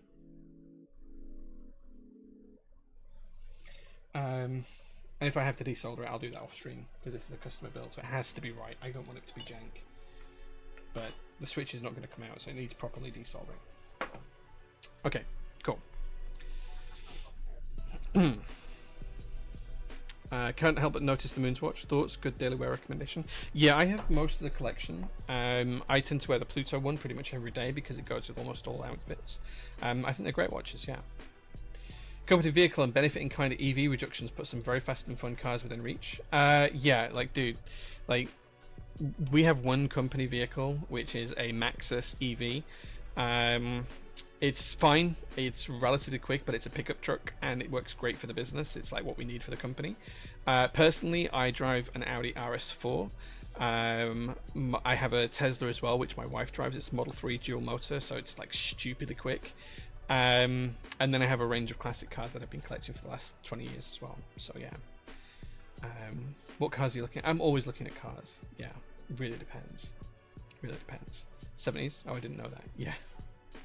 Hall Effect is really old. But Hall Effect switches will be larger companies only, don't you think? Not many designers are comfortable doing analog PCBs. So the thing is, like, you can design a PCB around Hall Effect switches right now if you want. Like, anyone could go and learn that. It's not that difficult to do. Look at Sipula. He's designed Topra PCBs. So if he can do it, you can too. I'm looking at A6 Avant as an alternative to the Legacy. So yeah, so I have an Audi RS4 Avant performance version, and I would rather have that than the A6 or the RS6. I've driven both. The RS6 is fantastically quick, but it handles like a boat. The RS4 feels so much more agile. Like, it's crazy looking. It's like it just feels like a different car. Switch variation pre-90s was a lot more varied than today's Cherry relatives. It was, yeah. Spider CKL has grabbed my attention. Such a nice board. Yeah, it's going to sell so well. Interesting to see how the top O-ring mount is coming back into fashion in the hobby, but not so much sandwich mount. Sandwich mount was never very good, and it needed forced break, which led to gaskets kind of like you have on the JO2, where it encapsulates the PCB and plate. So that's kind of sandwich mount. That's the modern equivalent of sandwich mount. Was there a keyboard you did not expect to gain its popularity that it did? I don't think so. Like, sometimes you can just tell that something's going to be popular. I think the other way around, things that I thought were going to be popular that aren't, is absolutely one. The Petal 60 that we have in stock right now is a banger of a keyboard. Like, it's so good. And we haven't sold a single one because it's expensive. I get that, but it's, you know, very low numbers unit. So I think the other way around, Laser Keiko, is the way I'd look at that. Love my O-ring mounted Freebird. The little bit of give is so nice, especially with the Kiwis. Nice. Yeah, glad you like it. Interesting. So it's still kind of up to the designer. Wait. As long as the customer sees some sort of value in it. Yeah, like obviously we advertise and promote what we can on Instagram and on stream and stuff like that. But there isn't any particular winning formula for what sells and what doesn't sell in the hobby. Things that we expect to sell really well might not, and things that we expect to not sell very well might sell loads. It really depends. It really does depend. Using Kester 6337, and I'm getting Solder Spatter at 310. Does that mean I'm running too hot, or is Solder Spatter normal? Solder Spatter is kind of normal. Like, no matter what soldering you're doing, at some point you're probably going to get Solder Spatter. Like, I get spatter here, but like I'm so used to it, it doesn't even affect me anymore. But yeah, 6040, around 300, 310 on my particular iron. That's kind of like the sweet spot, I think, for me. Some other soldering irons, you might want to be a bit low in temperature as well, but make sure it's calibrated. Your iron's calibrated, that's the main thing. Looking to learn how to solder, and I've heard conflicting things about the lifespan of solder PCBs. I've seen some people say that you can only desolder a PCB a few times, whereas other people say that you can desolder it as much as you want. Was wondering if you had any insight into that. Like, so if you solder a PCB, it's pretty much going to last forever as long as you don't get it wet and you don't like snap it. Like, there's very little to go wrong on a PCB based on what we build on keyboards, right? So if you solder it, it's going to be fine. Desoldering, that's kind of down to the skill of the desolderer.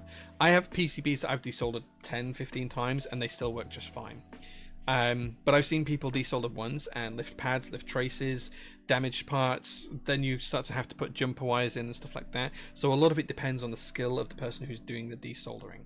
If you're good at that, then fine, it should be okay. You might just have one little repair here or there every couple of times you desolder it or something, or you might never have anything at all to worry about. But it all comes down to skill and tools for desoldering, I think, at that point. Ionic 5N. I don't need any more cars. Like the cars I own are mine personally. They're nothing to do with the business. I don't have any benefit in kind to pay for the company vehicle because it's a pool car. Anyone can use it for business purposes. So yeah. I think boards like the Petal are just hard to justify with the options we have now. Yeah, sure, I get that. I do. I understand that. So it is one of those things. I test drove the A4 Avant a few years back and it felt just a little less agile than the sedan version. Don't know, worth test driving. Dude, I will swear down that the RS4 is one of the best all-round cars you can buy today. I know it's not the A4, it's an RS, it's different, but yeah.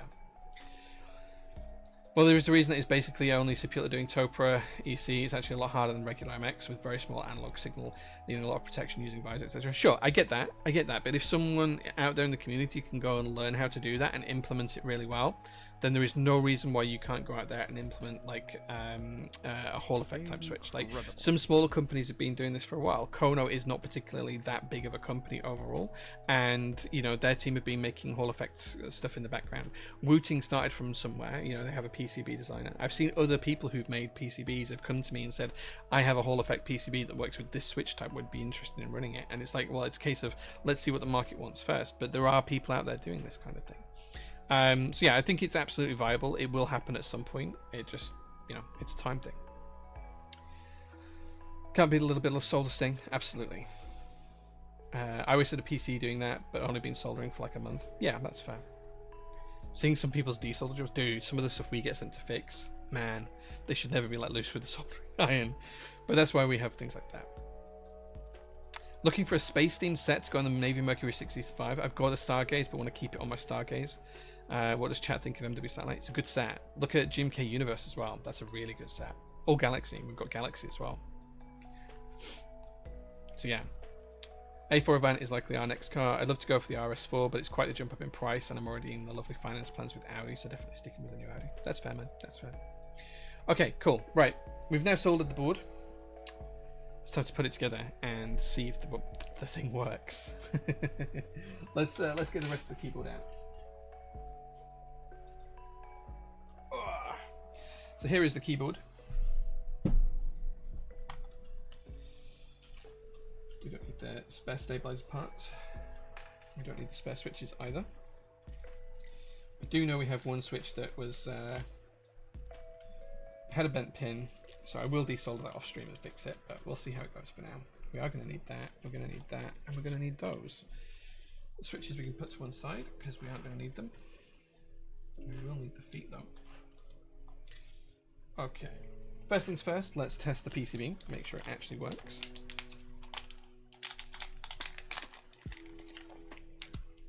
Picked up Universe in the Flash sale. That's cool, man.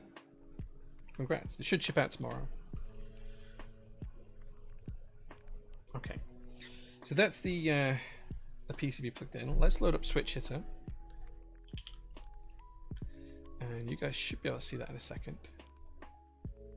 Ta-da. Right. Let's plug it in and make sure it works.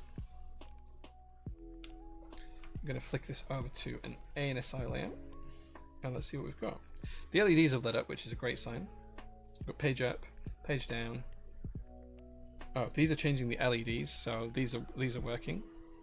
So that's cool. Let's try the rest of the keys. All working there. Top row is all working.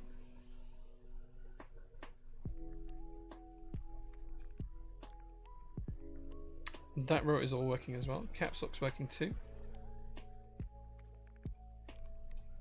J isn't. Now J is the key that I know we have the bent pin on, so we'll come back and fix that later.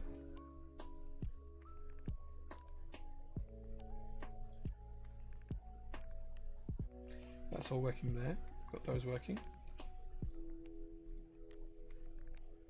We'll probably try and... These two keys here are working as... let me just move it to one side so you can see. These two keys are both working as shift, so what we'll try and do is we'll try and make one the up arrow, but it means it's going to be an offset up arrow. Of course, Samson, the owner of the board, can configure that how he likes. Oh, this spacebar isn't working. We'll check we've soldered that in a second. That's working. Okay, unless this is FN. Let's see if this is an FN key. Ah, okay, so this is working because it's showing FN key. The F keys are working here, so that's an FN key. So I'm pretty comfortable that everything is working on the PCB in play, apart from the J key. And that's just because it has a bent pin. We'll desolder that and we'll fix that off stream. It'll take 5 minutes, but I don't want to put the desoldering gun on during stream. So yeah, so that's good news. The keyboard is going to work just fine. In terms of the case, let's get rid of Switch Hitter. You guys don't want to see that. Let's put the feet on the base.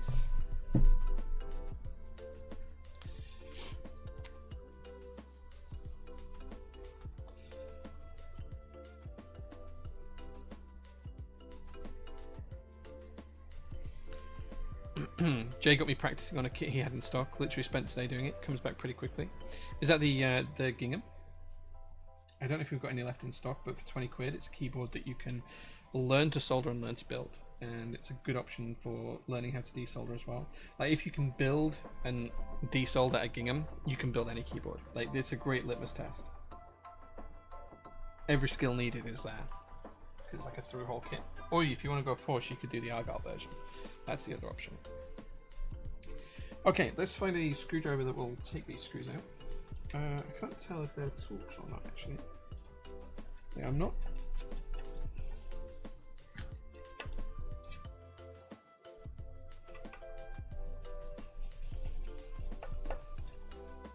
Just gonna have to undo these ones and tip it over to get the screws out.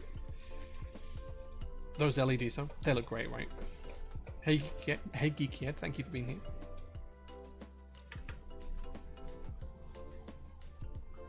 Super fun, tapping on it now. Cool.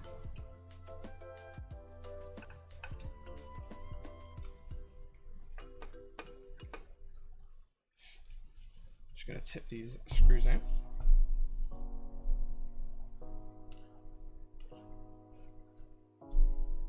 This one does not want to come out.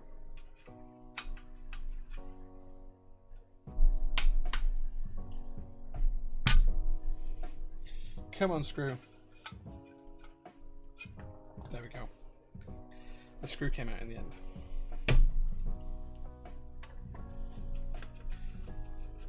Drag soldering the USB-C is the only thing that gets sketchy. Yeah, use plenty of flux and you'll be fine. Rue says, what's your take on tipping gratuity, in particular at restaurants? Do you think it passes the responsibility of a decent, good income for the waiters to the customers? So I think that depends on why you're doing the tipping. Like if that's in the US, yeah, it does absolutely pass it on. The reason for that is because in the US, they tend, like waiters and serving staff tend to get paid not a proper salary, or a very shorter salary, and then they're expected to make the remainder up through tips. Here in the UK, it's a little bit different. Like there's still a minimum wage, and everyone has to get that minimum wage. So I think it's a little bit better here in the UK. Okay, so we're going to install the gasket strips, and we're going to install these on the case. Just so that we're making sure that if there's another plate or PCB assembly put into this at any point, you can just switch out the plate and PCB assembly. You don't have to change the gaskets over as well. So in terms of tipping, like in the US, I completely understand why it is what it is. I disagree with the requirement for it, for the servers to make their living. My personal view, and I can appreciate some people will disagree with this, is that a living wage should be something that's absolutely mandatory in parts of, in restaurants. If we can do it here in the UK and the rest of the world can do it, there's no reason why it can't be done in the States.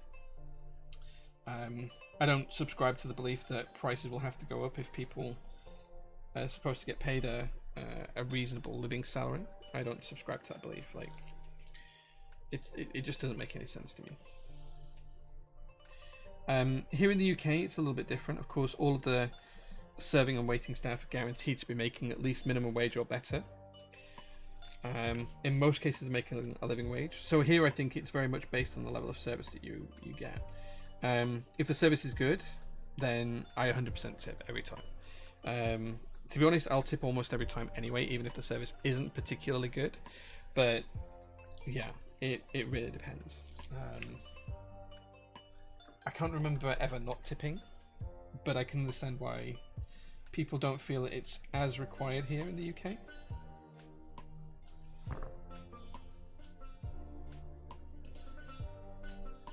But again, it is very different here in the UK compared to other places in the world, so...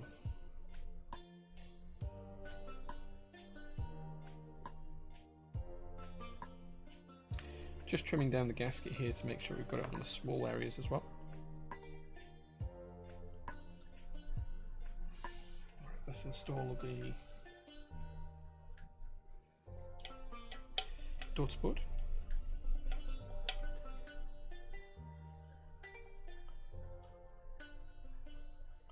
I got a pocket type from MechBoards to learn to solder on. It's affordable, and you've got a keyboard when you're done. Yeah, same idea behind the gingham. So you've got like 20 quid, 25 quid, something like that.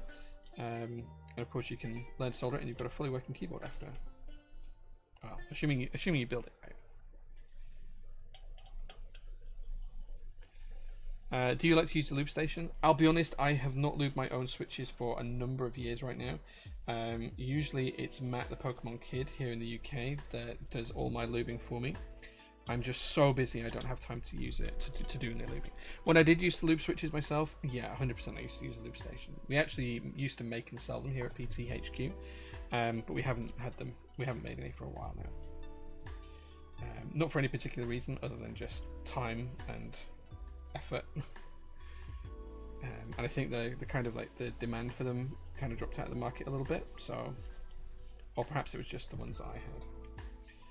Okay, that did not go well. Let's try putting the screw in first.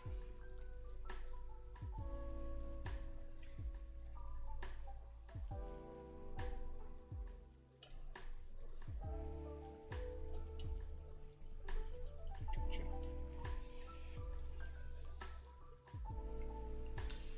Flux is so good. Yeah. Tipping for something exceptional, never the norm. I've probably tipped well in my life on one hand. Oh really? See, I think it's usually deserved. If people are busy and they've got a lot on, I don't think there's anything wrong with tipping. But of course, here in the UK, it is very different to other parts of the world, so.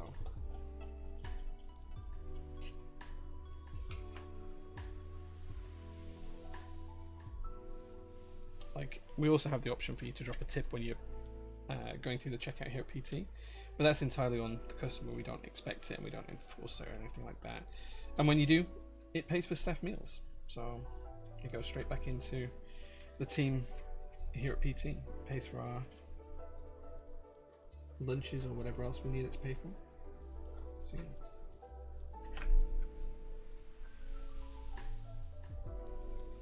Why will this not drop in?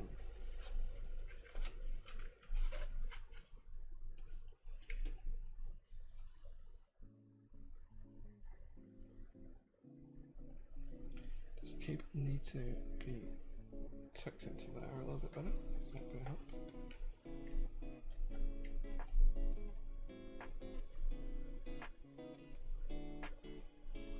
Feels like it's catching.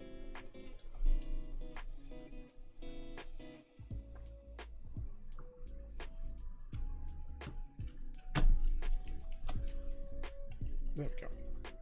That is now in. That took a little bit of pressing. Okay, cool. Now we can get the top case and pop the gaskets in the top case.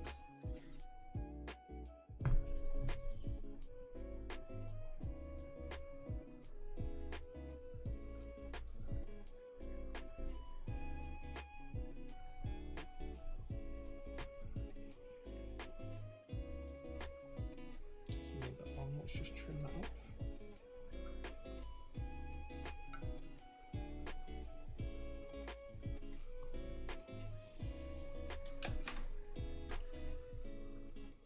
Some tweezers somewhere.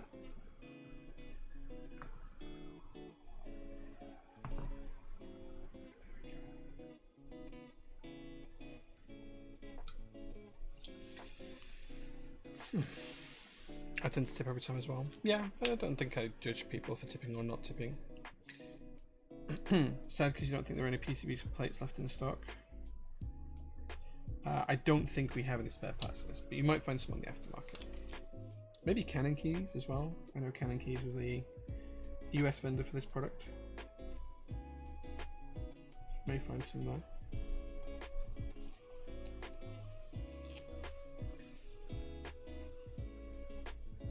Here in Norway they tax the tips, making it a bit more unpalatable, but still tip even if the member of staff makes a decent living anyway. Yeah, I like people to be comfortable with their earnings, and you know, if I enjoy something, I'm more than happy to pay for it, so.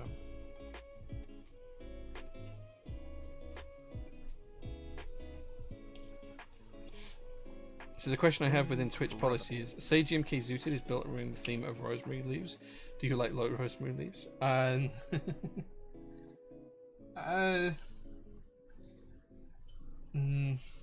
wouldn't ever light up rosemary leaves, let's put it that way.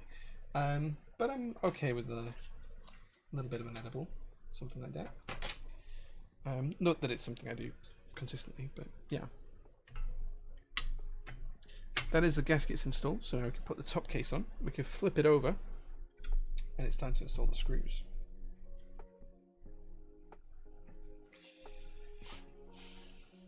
That's why I like Gateron Smoothers. Out of 160, I've had to lube 10 so far. Like, my view on that kind of thing is if I'm lubing one switch, I'm lubing them all.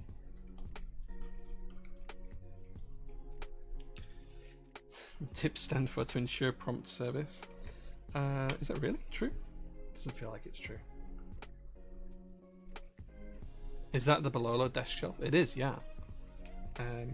It is. They're pretty good. They're pretty good. They shipped quickly. I have a shelf here. I have a shelf there. I have my iPad. I also have a shelf on the end as well.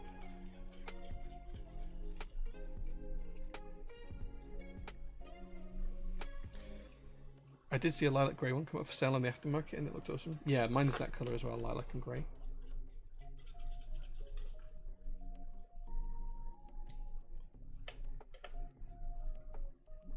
Ah yes, edible rosemary is also great. Yeah, I think my real vices are more like a beer every now and again and just being addicted to buying useless stuff. So yeah.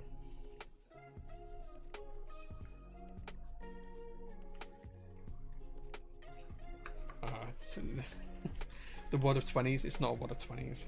It's like, it's not a lot of money. It's so I need to borrow a van from a friend to go and collect Hector's stuff. That's for the fuel, basically. So yeah, it's there so I don't lose it.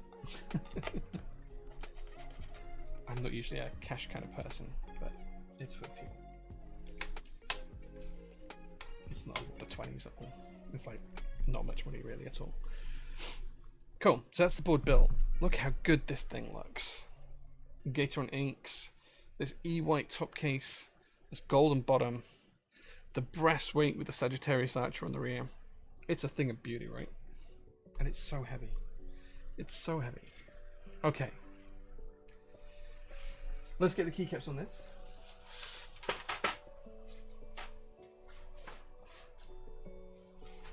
So the customer Samson has gone for Demon Girl. Let's zoom in a touch, and you guys can see as we put the keycaps on a little bit clearer.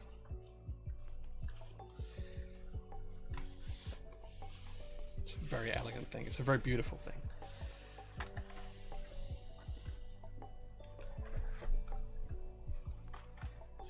just going to stand the box down here.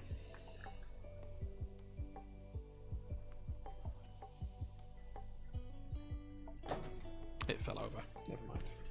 So this is the key set the customer's chosen. Oh no! The tray underneath is just a mess. Let's put the top tray on first. Demon Girl's such a great set as well. Can't wait to hear this. Yeah, I'm not going to be able to type on it properly, but we'll give it a go. Let's get the keycaps on it first.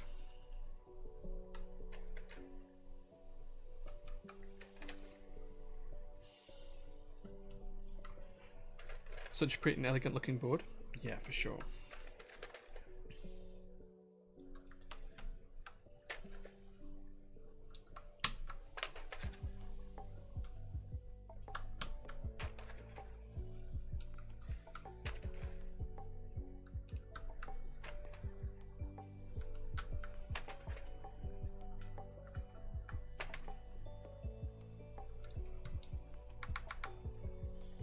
Nice, clacky build.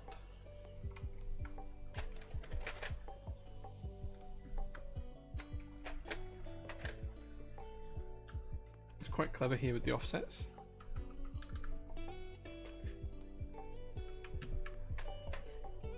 Nice choice of keycaps. Yeah, customer's got good choice here. You say it's rare I build a customer's board on stream. Usually it's maybe like 10% of streams have a customer's board on, if that. But this one was too nice to not build.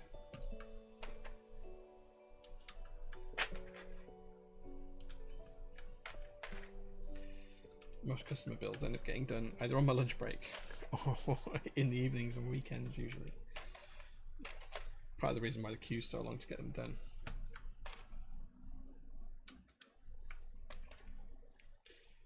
Okay. Onto the home runner.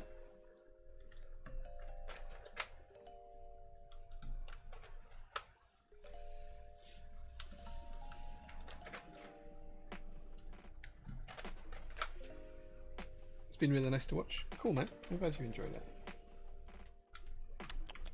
Tasty, tasty. Tasty, tasty. Rob Thompson, thank you so much for the subscription. I thoroughly appreciate you, my dude.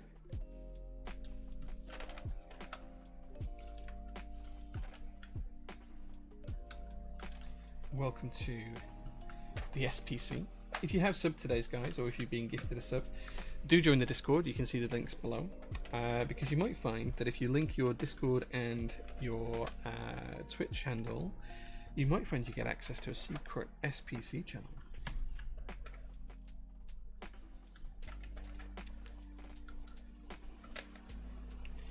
Need to hope that this set's got a spare B key. Oh wait, does this not have B on both sides? It can't do. Yeah, this can't have B on both sides. What am I thinking?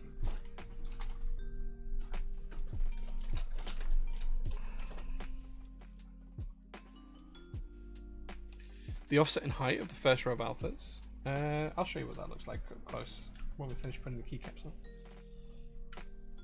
I need to link Discord to Twitch. Yes, you do. You can do that in your Discord settings. There's like an accounts link page, and you can just link it in there. I was expecting this to be an Alice style layout where it had a B on both sides, but I was proven wrong. Oh, so it's not that shift actually. We need to check that shift. just going to put these on as arrow keys for now. I know you might change your mind on what you want these to be later on, Samson. We can always get rid of this this stabilized key as well, and just split it into 2 keys if you'd rather. I think you can have. I think maybe the plate. Oh, maybe the plate doesn't allow it actually. I thought you might be able to split this out into 3 keys, but the plate doesn't allow it, so you can't. I'm afraid you are stuck. You are stuck with that layout. Okay, let's find the shift key that fits here, and some keys that will fit up there. Oh, actually, we can do the page up and page down keys, because that will be R1. Page up, page down. Those are correct row profile.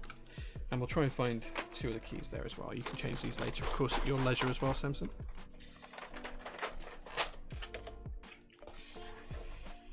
Okay. Let's put a super key here, because the super key looks pretty cool.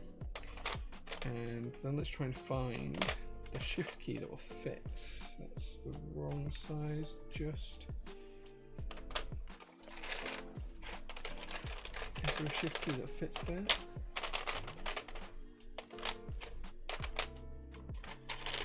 We might get lucky. Nope. I don't think this set has the right size shift key here. Perhaps I'm missing something. Let's see if we can find a another key for the correct row profile. We can find the minus key. Let's pop that on for now. Let's pop that on for now. Right, let's find the shift key, because I'm slightly concerned that we can't find it. There we go. It's that one. Okay, cool. So that's that bit done. Let's now get the control keycaps for in here. And then we'll use the split space bars. In fact, we can do these here. I think this is going to be for here. And I think this one is going to be for here. We might need an R1 key. Let's put FN there. Again, Samson can change all of these keys at his leisure, at his peril, when he finally receives a board in a week or so. Put control here. Oh, that's a 1.5U key. Wait, was there a 1.5U control? Does that make that a 1.25 or a 1U key? Okay, so 1.5, 1.25. Gotcha. I was expecting it to be 1.5U each. 1.25U, sorry.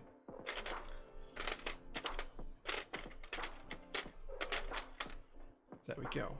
Boom. And there she is. That is the keyboard.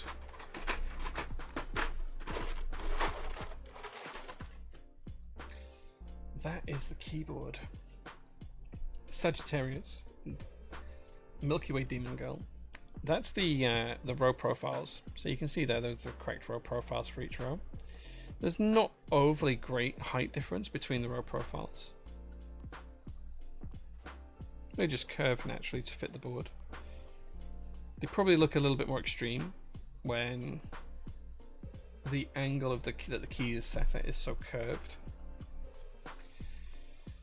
But it's a very good looking keyboard. Should we plug it in and see the LEDs come through here?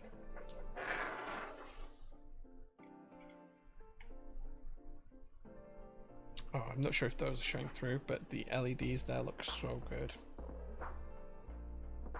Such a classy looking board. Needs a green spacebar kit. It does come with the green spacebar kit actually. I do have that. The LEDs are such a nice touch. Yeah, well, it's a Sagittarius it's constellation. That's what I was thinking of. Let's see what the board sounds like. I'll just pause the music for a second. Wait, what happened there? All of my screens just reorganized themselves. Let's pause the music. Try the green space bars. I will do. Let's see what she sounds like first. Let's see what she sounds like.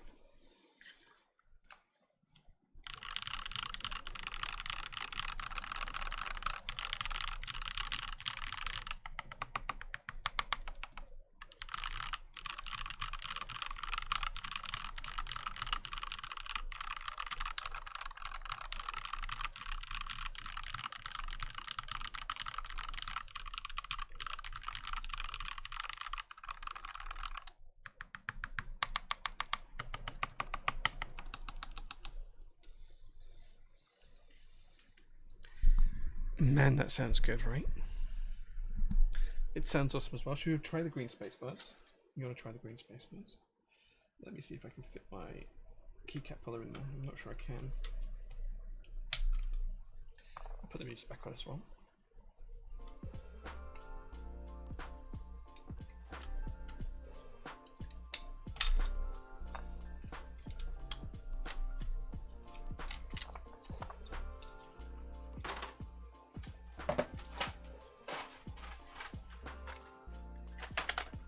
Green spacebar kit. This is MW Demon Girl. It's a little bit of an older set, and sadly it has sold out now, I think.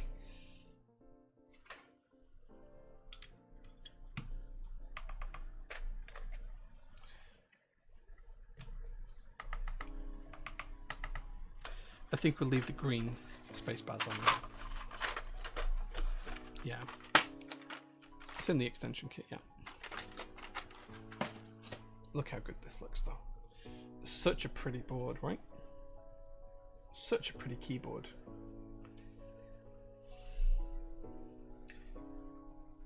I'll fix the J key tomorrow, Samson, and then we'll get this shipped out to you. Probably shipped to you on Wednesday or Friday, but we'll get it back to you as soon as possible. So happy with how this came out for you, though. Sounds great, looks fantastic. Like, look at the hint of gold at the back. Green just sets it off nicely, right? What a board.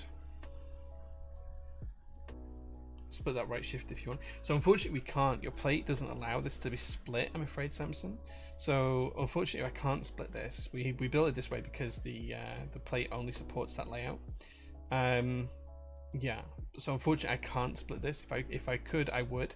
But it's not going to split because the plate doesn't support it. The plate just literally only allows a stabilizer to be here, and it doesn't allow you to have two keys there. Sorry about that, I apologize. I'll triple check that before I ship it out to you, but I'm pretty sure that's the case. So yeah. But it's such a beautiful board. Such a beautiful board. I'm very, very happy with that.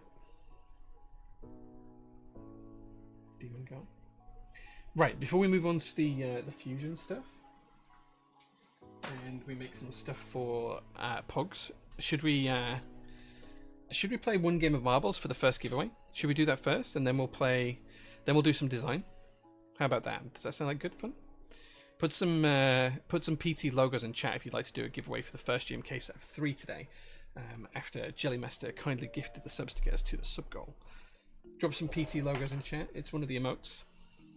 And if we see like at least 10, then if we see like 10 PT emotes, then we'll do the first giveaway now, and then we'll do the other 2 at the end of the stream.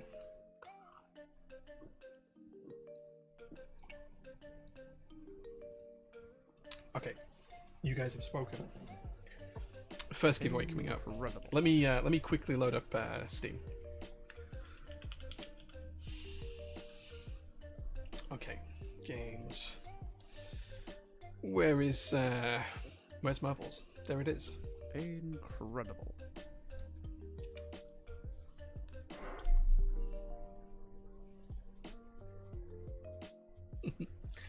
Okay, let's flick over to here. You should be able to see Marbles pop up in a second.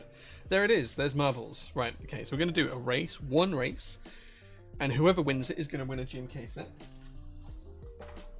Now, they're not going to know which of these 3 sets they're going to get until it arrives. The 3 GMK sets are as follows.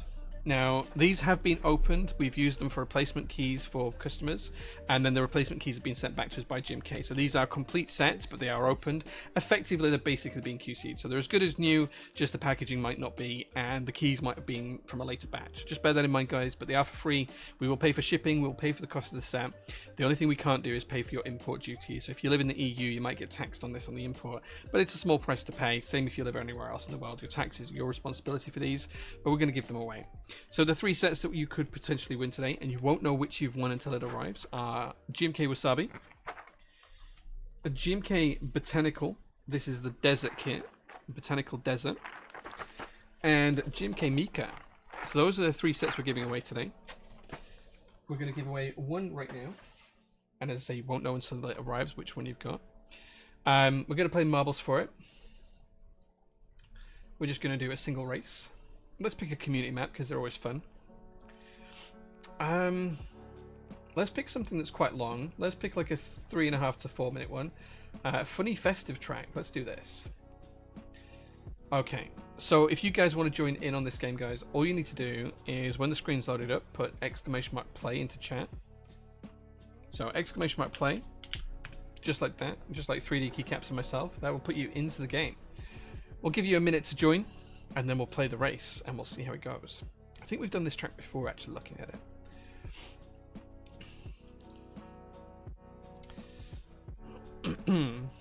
Whoever wins, you're going to have to pass your details on to one of the moderators. I'm not sure which moderators are live right now, but there will be one of the moderators that's live. I think it might be Jellymaster and maybe Demotex, I'm not sure. Okay, I'm going to give you guys 20 seconds to go. Let's see, we've got 110 people in this right now. So let's see how it goes. Aim of the game here is to try and get to the end of the track as fast as possible. The first person there wins the GMK set. We've got 7 seconds left to go. !play will put you in, guys. Ink Rabbit's just made it. You got to be in it to win it. And that's it. Away we go. Race to the center. Let's see who can do it first. Lots of people are moving there quickly. I don't know who's got the lead here. It could be anyone. Zosco TV maybe has the lead. It's not quite centralized in the hole, so this could be a very, very big shock. Let's see who comes down first. We'll try and follow them through. Everyone's circling around. Who's going to be the first to drop? Who's going to get the lead here? Could be anyone's race here right now. Could be anyone's race. Johnny's Green is in the lead, but it suddenly gets stopped. S-Rep Keys is on the lead now. Short lead though, could be stopped at any point, and there's another one. Schmexy Smurf is now in the lead. There's a lot of people though. 3D Keycaps right at the very back. It's a race now down into the pit here. We've got a little bouncy ball, and then we're going to be playing Plinko Blanco all the way down. Schmexy Surf is there first. Perlin Merlin's there too. Alkino Flop is there as well. Perlin, you still owe me a DM response. I need to hear back from you. Felix is going through too. Schmexy Smurf has still got the lead, I think, just about. But there's another drop here as people circle around. Statsby almost dropped right down the hole. A couple of people have died. Schmexy Surf is there first, though, straight through the next obstacle as well. Didn't get caught up there. RL Keeps has taken the lead, though, with Samson Sarge. Samson, we built his board today. Is he going to win a GMK set as well? Who knows? True Blaze is coming through, so is Motion and Baroium. RL Keeps is there as well. Keep Science and Godzilla. Jay, I'm here as well, look, coming through just outside the top 10. Illuminate of the Stars, a few people there as well. Jellymaster right at the very back. The mod team holding up the rear here for you guys. Someone's got to come last, and it's a mod this time. True Blaze now has quite a bit of a lead, but Baroium and Samson are on the way back. Rogue Thompson is going to get flung off the map here by the looks of it. They're dead. They're dead. So is Draglords, I think. Yeah, a couple of people are dying. Syntax KB as well. True Blaze is the first around the loop-the-loops here. Samson Sarge is just behind. Cynic 12 is there as well. Baroium isn't too far behind as well. Let's see how this all pans out as we come down to the section here. It might be Geeky Head who's taken the lead here sneakily. Nope. True Blaze has still got it there. Snicket is there as well, but Enigma's coming up as well. True Blaze definitely has the lead by quite a long way as well now. Looks like True Blaze is going to be the winner of the GMK set unless anyone can challenge their independence. Geeky Head is coming around not too far behind. Baroium is there as well. Statsby's there too. So is Cake as well. Jake Cameron's coming through as well, but it's still all to play for. Geeky Head is giving True Blaze a run for his money here. Couple more obstacles to go. Is anyone going to get flung off the map? True Blaze is there, but Geeky Head slightly as the Geeky Head lost. He's dead. He's being flung off the map. Statsby's coming through though. Is Statsby going to stay on the map? He has. He's taken the lead. Cabbage Cap's coming through as well to go through the last series of obstacles here. Motion 1 might be the one that wins it. He's going around the outside there. Statsby still has the lead though. Going up into the last series of obstacles now. I have no idea where we go here or where the end is. I'm trying to find the end pot. Right, the end pot's down there. So I think everyone has to go up to come down. So let's see how that pans out. But Statsby is into the second of the spheres. Commercial has died. Statsby is only one in this. Oh, there we go. Cabbage Caps is in there. So is Smoked Out and Motion. Zakirizaki is there as well. So is Thrax. No one's on the far side yet. I'm not quite sure how this comes out. I think you have to come out one side or the other and then down into this series of loops. Statsby still has the lead though. Quite a big lead here. It's all Statsby's to lose right now. Thrax is just behind. No one's coming down on the right side yet, just on the left side. I think it's going to be Statsby's race here, unless there's something else that's going to stop him. Statsby is going to be the winner, I believe. Statsby, are you going to make it? Are you going to drop? No, he's got stuck. He hasn't made it, has he? Oh, he has made it. Statsby has made it. He's the winner. He has won. Thrax looks like he's going to take second place. Yeah. Mr. Gimp takes third. Zakirizak takes fourth. Saberclass takes fifth. Kaz9 smoked out. Burrow in motion and Godzilla Waddle take out the top 10. Congratulations to Statsby. Please reach out to a moderator to claim your prize. It'll be a GMK set shipped at some point in the next week or two. One of the 3 we showed you earlier on today. So there we go. Congratulations, guys. Congratulations. That's some great commentary. I try my best, Gito. I do try my best. Great map. It's a really good map. Better than the F1. Yeah, maybe. Like, one of my dreams was always to be like an F1 commentator, and I'm not good enough for that, but it was good fun. Didn't die for a change. Nice work, man. Nice work. Nice work. Okay, the map is going to start destroying itself in 7 seconds, so we'll see how we get through there. Doesn't look like these guys are going to make Lord Bean's just made it in there. Statsby, you are the winner. Let's see how close it was. Statsby with a time of 3:22, 5 seconds ahead of second place in 3:27. There we go. There's a top 10. Iluna of the Stars just missed out on the top 10. Let's see who's in that good old 69th place. 69th place is Perlin Merlin. Congratulations on your 69 Perlin. Well done. And we had quite a lot of DNFs, so congratulations, guys. You were out. You died, so the others could win. So there we go. Congratulations. Right, okay, so that is Marbles done for now. There'll be more Marbles later on in the stream. Martin Brundle replacement? No. I'm not good enough for that. So yeah. LOL 70th. I'm going to have to undo my belt. It's a new bell and it's digging in. I'm just going to undo this really quickly. I apologize, guys. I apologize for this. It's kind of like digging in a little bit and it hurts. There we go. Right, a little bit more comfortable. Murray Walker Reborn. Bit early, isn't it? That was fun. Yeah, that was fun. We'll play some more marbles later on, but now we're going to do some pogging. So for those of you who don't know, these are milk caps. And milk caps were kind of like a big thing back in the 90s when I was a kid. These are called pogs. They're basically thin bits of cardboard with different designs on, and you could play games with them. You kind of like stacked them up, and you had big plastic ones called slammers, and you try and flip over a tower. And the idea was to try and collect them all. So I have some here. Now, one of the things I did was I actually bought a full pack of unopened sets of these. I think like collector's Pokemon cards type thing. And we're going to try and cross off every single one on this list. So we've opened a pack so far, and we've had a few come out. So let's see if we can open the next pack up and see if we get any different Pogs first. And then after that, what we're going to do is we're going to jump into Fusion 360. And we're going to design a display. So we're going to create a display. Now we know how many of them are. There are 60 of these different Pogs on the list. And there are 10 different of the Slammers that we can try and get. Hopefully we'll be able to collect them all from all of the different packages that I've got of these. I'll show you them in a second. We'll open a packet up, and then we're going to go into Fusion 360. We're going to see how we can design like a display of these. I'm going to cut it out some corkboard, mount it nicely, put it in a frame. So we'll have a look at that, and yeah, we'll go from there. We'll see what we can do. So yeah. Is it showing my age if I say this is what I first thought when I saw Pog on a stream? Not at all, man. Not at all. So, I have a full box of these. This is the full box. We'll open up one more set today, and we'll try and open up a set every single stream. Let's pick like a random pack, 3 random packets out. Do you guys think we should open left, middle, or right? Put your votes into chat. Let's get a poll. Jelly, if we can get a poll up for left, middle, or right, and then we'll open whichever one wins the poll. Yeah, I bought a whole retail box. This is a whole retail box. Let's see if we can get a poll up really quickly. And then you guys can vote for it. And what we'll do is we'll open it up. We'll see if we can get any more Pogs. So far we have 4 crossed off the list. We've got 4 crossed off the list so far. We'll try and get them all. Just while the poll's coming up, what I'll do is I'll share the browser and I'll show you what the whole set looks like actually. Let's flick that back on. So I actually found this website. This is actually a French website, but it shows all of the global Pog Association. These are the kind of second tier ones that I have here. The original ones from the 90s are the World Pog Federation. But this is the Series 1 60 Pogs. These are the Pogs here that we are trying to collect. This is the 60 we're trying to collect, and this is what we're going to make a frame for as well at some point today. So yeah, these are the ones we're trying to collect today. Now we have a few of them already, but we'll see. We'll see where we get to. We'll see where we get to. As well as that, there is the 10 slammers that we're going to try and collect. We have the Pog City one.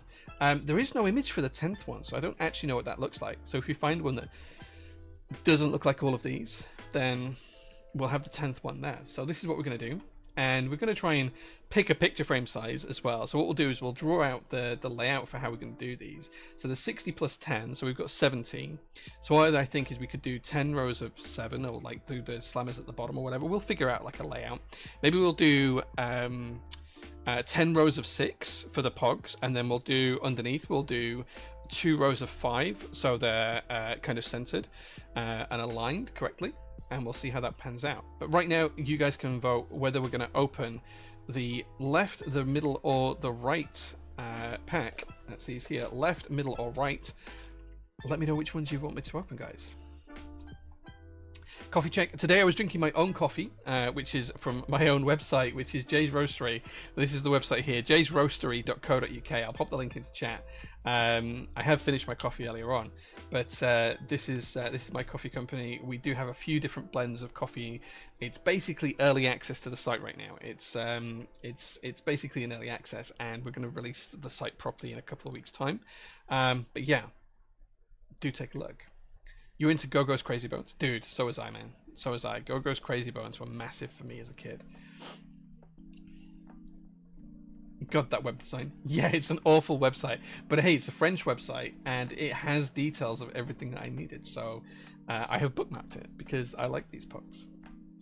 My older brother was more into pogs, I think. It was big late 90s. Yeah, so mid-90s for me, like 94 to 98 is when pogs were massive for me. I had thousands of them. Pogs are so cool. Yeah. Nearly run out of the fiction blend. Anonymous Biker, perhaps you want to set up a subscription for more coffee. Yeah, I still have all of Season 1 and all of Season 2 for the original Pogs, but this is like the 2005 generation, and we're going to see what we can tick off on the list today, or if we get any duplicates. Okay, so the vote is coming in, and it looks like we're going to be opening the packet on the right. Yes, as there is the right packet today. Let's put that to one side, and then we'll open another packet every single stream until we've opened all of the packets, and hopefully we'll find every single one within this box. I'm not particularly hopeful of that, but you never know. You never know. Okay, let's grab a pen, actually, so we can have one just here, and we can write off what we score off on the list, what we want to get. Will Jay become the PogChamp? Yeah. What's that your soldering iron is embedded in? It's just a bit of mesh. It's like a cleaning for the tip. So it's just like a bit of copper mesh for cleaning the tip. Subtime. Yeah, Sagittarius is built now, guys, but we're going to open up. Right, we don't need the card because we've already got the card, so we're going to throw that away. Wouldn't you guess it? We've actually opened up the same slammer, so we have 2 of the same slammer. What we're going to do as well is the duplicates each week are going to go into like a pile. Once we have like 10 duplicates or something like that, any orders from SPC members, they've got a chance of getting one of these in their packet. So we'll just chuck those in orders. Like if you're an SPC member and you make an order, we'll chuck them in there. Okay, so first up, we've got one that says PogU. This is number 28, so let's cross number 28 off. I don't think we have that already. We don't. PogU, that's a new one. That's going to go into the collections pile. There it goes. The next one up, I know we don't have because I don't recognize this. This is called Blade, and it is number 51. It's a pretty cool one. There we go. Doing pretty well at getting some of these pogs out of the way. Next up, we've got another new one. This is number 13. Unlucky for some. That's number 13. That is called DJ, funnily enough.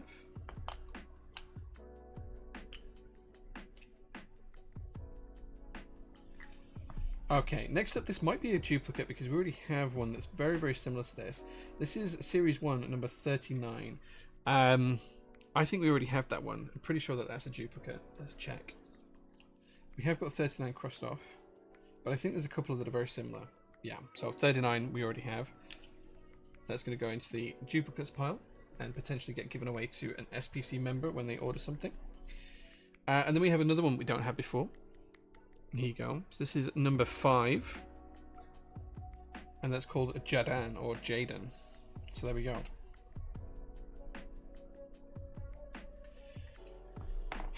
So the card is looking a little bit better. 2 packets down. We're getting through them. We're getting quite some nice finds here. And the collection is growing. More POG opening on the next stream. But now that means we can actually design the case for these, right?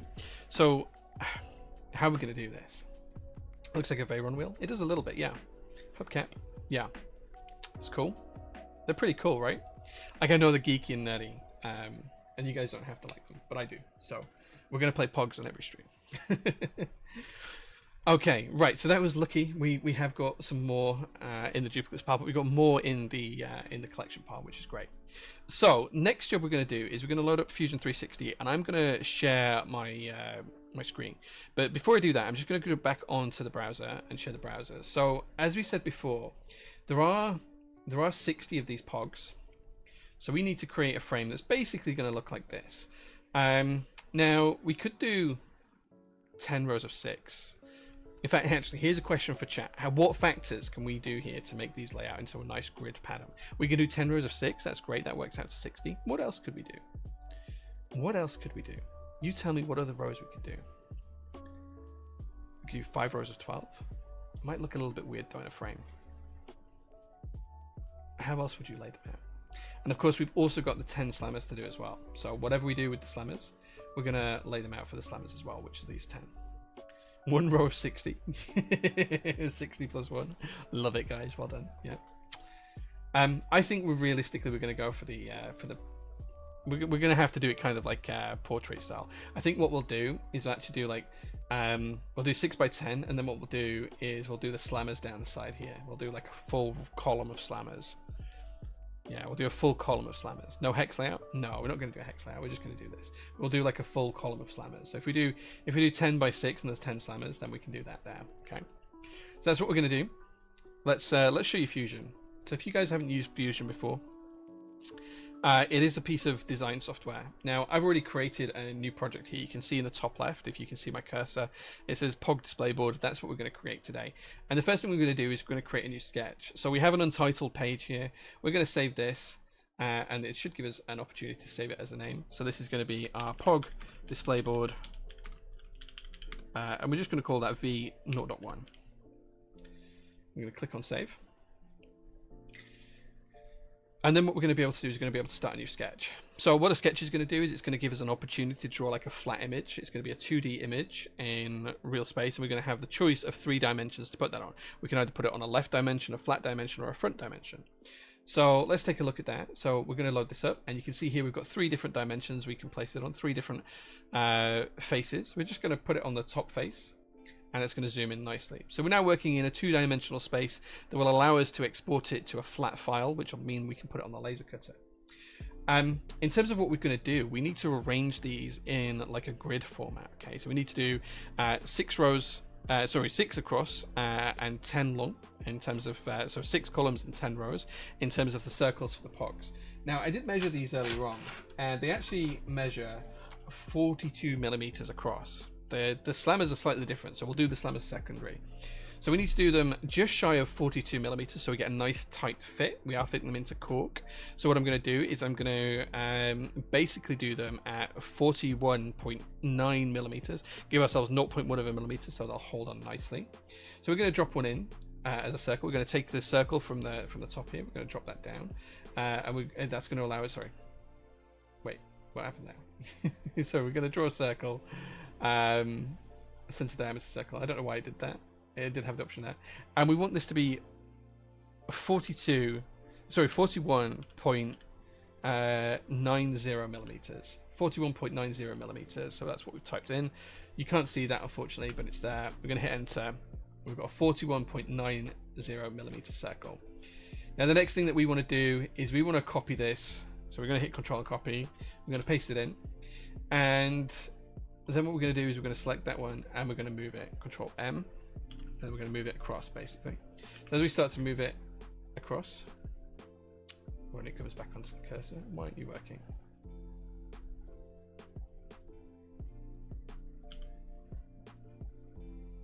Yeah, we're going to move the object. Why don't you just let me select it? There we go. There we go. It's finally working. So we're going to move the object across. Now, if we move it 10 millimeters across and no millimeters down, why is that not working?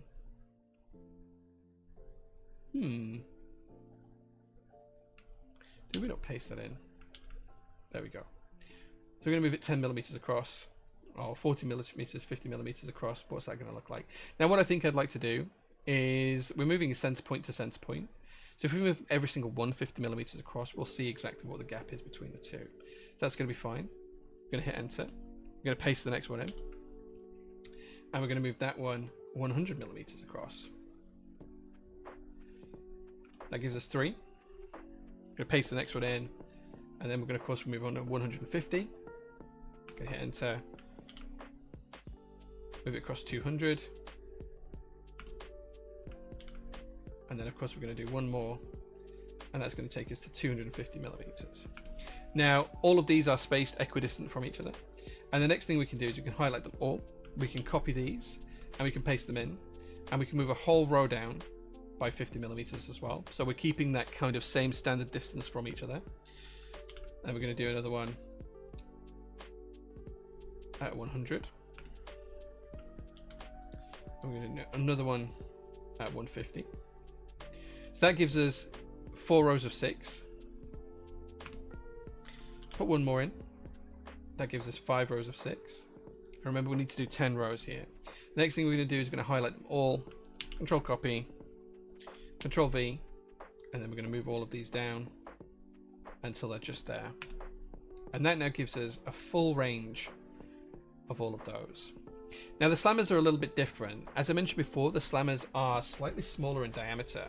If I turn off Fusion 360 here for a second, you can see that the diameter of the slammers, it's slightly smaller than the diameter of the POG itself. So if I put the POG here, you can completely see that the slammer is hidden. Turn it over, and you can see there's kind of like an edge all the way around, where the slammers are slightly bigger. So let's measure that. Fortunately, my digital calipers have died, so we're just going to do this roughly. Where have they gone? Where have the calipers gone? Oh, they're right in front of me. Unfortunately, the digital element has died, but this is going to be close enough for laser cutting. So what we can see there is that they're just over 40 millimeters. So if we're going to call these, if I move this to 41 millimeters, you'll see that it does drop out. So I think we need the gap here to be 40.05, and of course we can then squish it into the cork a little bit. We're going to use 3 millimeter deep cork. So 40.5 millimeters. And what we're going to do is going to put them all down the right hand side. So what we're going to do here is we're going to zoom back in. And we're going to select the whole row of circles here. Well, if I actually no, let's just do one. Let's paste that in. We're going to move that over so it sets in the correct place. And what we can do now is we can measure the distance between the two. So you can see here it's 5 millimeters. So what we can do now is we can hit enter. We can leave that here, but then we can draw another circle inside it and keeping the same center point. And what we're going to do now is basically use this shape for the center point, and we're going to do this 40.05. In fact, 40.50 millimeters. Get my units correct. And you can see now that that circle, oh, I'm not showing it. You can see now that this circle that I've drawn on the interior is smaller than the one on the outside. We're going to delete the one here. There is another way to do this actually. So I've done that way. If you know the difference between 41.9 and 40.50, you can actually select the outside circle and you can do the offset command, and then you could just drag it into the size that you need. So minus 0.7 millimeters or whatever it works out. So you can do that as well. That is another option. I prefer to just draw the circles, but you know, your mileage may vary. We're then going to delete the outer circle, and then what we're going to do is we're just going to check and make sure that the distance is 5mm. It's not going to be 5mm. So what we can do now is we can inspect the difference between here and here, and it'll tell us it's 8.8mm. Now, if we go back to the other ones over here and we inspect those, let's just deselect that and deselect that. We can see that the difference is, oh, it's 8.1, and we've got 8.80. So we need to move it over to the left by 0.70mm. So we're going to select this, close down that tool, I'm going to select it, I'm going to hit M for move, and then if we zoom out, we should see here we can move it across by 0.7mm. So we're going to type a 0 in there and put a 7 in, and there we go. So now the difference between the two should be exactly correct. Inspect that, and it's 8.1mm, which is nice, spot on. Okay, so now what we can do is we can copy that, and we can paste it down, and we can drag it down to here. This should align us correctly for the two, because it's already snapping to grid. It knows exactly where the previous one is. So if we hit OK on this, and then what we can do is we can draw a line just to make sure that it's correct. We can see from here to here is a straight 90-degree line. So there is a straight line that we can use now to connect the two. That straight line shows that it's connecting the two correctly. We can get rid of that line because we don't need it. Then we can copy this one down. And we're just going to move it down until it snaps to grid. Now, we can cheat a little bit, and we can hit 3, copy those, and then go down until it snaps to the grid. Oops. There we go. And then again, we're going to go down until it snaps to the grid, hit enter. And then we're going to do the last one. Snap it to the grid, and then hit enter. And there we go. We've now got 60 spaces and 10 slammer spaces all down the left-hand side. Everything's set equidistant apart. The ones on the right-hand side are slightly smaller radius, but that'll be fine. It'll look great. Why do they have to be in neat order? Because I like a neat order. With the row of 5 centered on the center of the gap of the row above. A row of 6, a row of 5, a row of 6, a row of 5. Don't like that. No, I'm not a fan of that. What if you did 8 by 8 with a staggered row, so have 4, 7? No. Like, you guys are coming out like really bad examples. It's not a screen share. It should be. You should be able to see it. Can you guys not see Fusion? You should be able to see Fusion right now.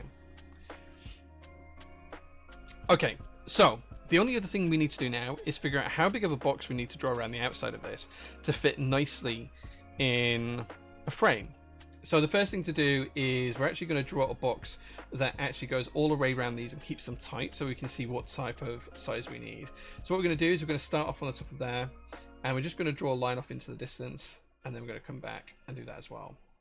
Now this is a very temporary drawing. We're not going to need this for forever. So all we're going to do is again snap it to the point on there, draw it up to that point there, and we're basically creating a square around the outside here. Nice and simple. If I actually cancel because I did that wrong.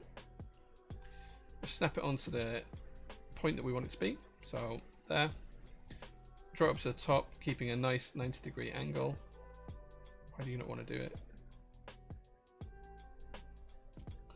Why does this not want to work? Hold on. I'm just going to manually type it in. There we go. And then we're going to come all the way down.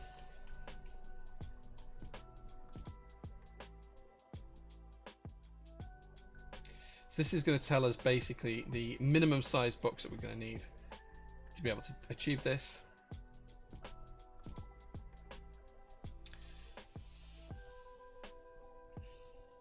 And please bear in mind, I am not a Fusion expert here.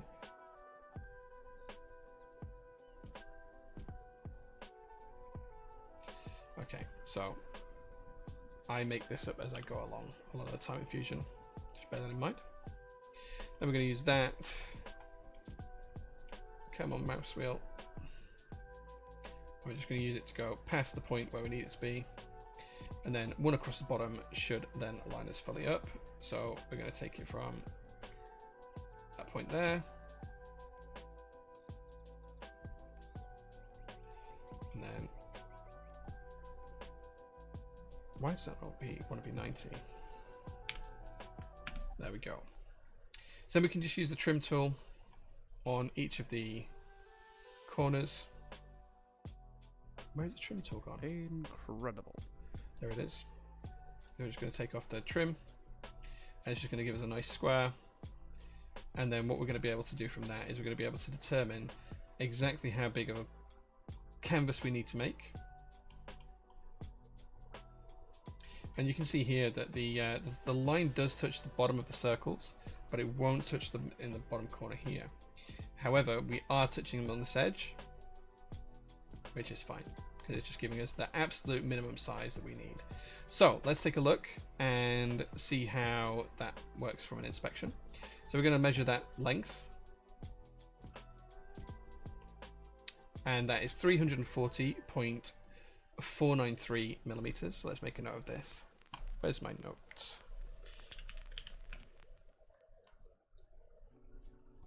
So that's 340.493. And let's check the height. That's 491.903. 491.903. So that's the absolute minimum size that we can utilize for the actual item that we're doing. Slam is down the middle. Maybe. We can figure that out later on. We can now, yeah. It's not touching on the left, at least at the bottom. It's not supposed to. It's not supposed to. So it's not touching on the top here either, because these ones on the right are smaller. The slammers are smaller in diameter. So it's not supposed to touch on that. Okay, so that's kind of like the smallest we need. Let's have a look at some picture frames. And so we basically need something that is 340 millimeters by 491 millimeters at least.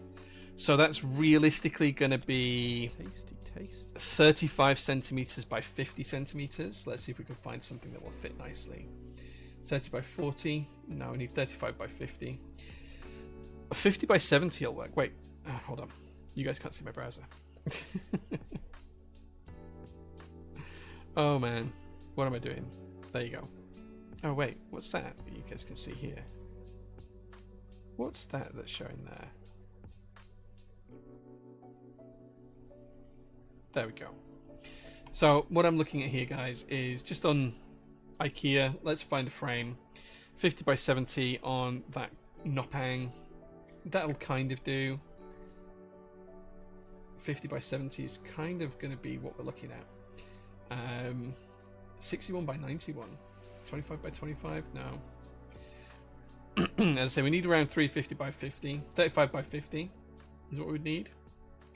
40 by 50, that's quite close. 40 by 50.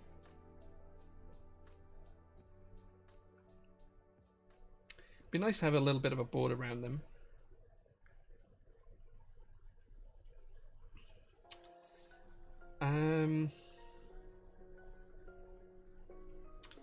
I think we should go for one of the bigger ones. Let's have a look at something like this as the frame. So this frame, in terms of its size, why does it not say on this screen, is 61 centimeters by 91 centimeters. Now that's the outside of the frame, I believe. The picture width mount is 50 centimeters, so that works. The picture width mount for the height is 70 centimeters, so we need to be 50 by 70 centimeters, and we can cut it down to that size. So what we need to do now is jump back into Fusion and draw a box that's 50 centimeters by 70 centimeters around the outside,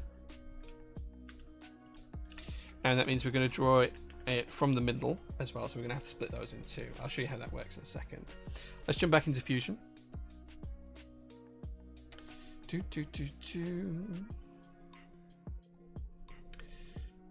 yeah. Evening, Jane chat. Fluffy keeps, hey man, good to see you. Jay, what do you use for storing switches? I use little tubs, man. Like, I use little tubs like this for my personal collection of switches. Just little tubs like that. Okay, so now we've got kind of like the frame size of what we've got here.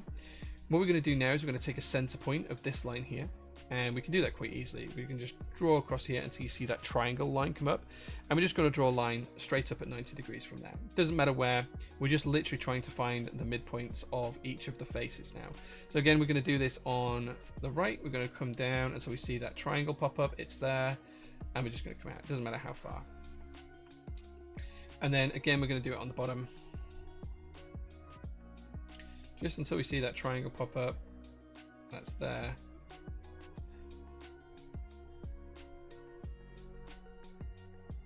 Wait, why is that one so far off? Let's not do that. Let's just extend this line all the way through. So we're just going to join this line and do it all the way through. Get rid of that one.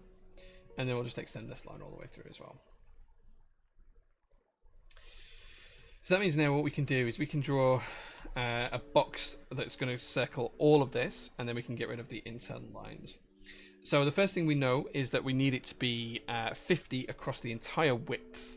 So that means if we go from the center out to the left, we go 25 or 250 mil out to the left, and then we go 250 mil out to the right. So from here, we're going to go 250. And that's going to put it there. And then we can do the same from the other side. We can go 250 out from this side as well. And that kind of gives us... actually, that has not done it correctly.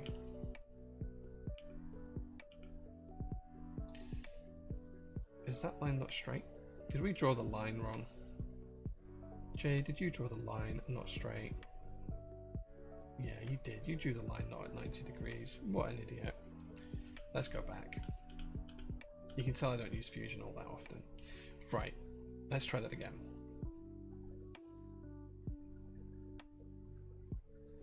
Okay. So that is 90 degrees, I think, right there.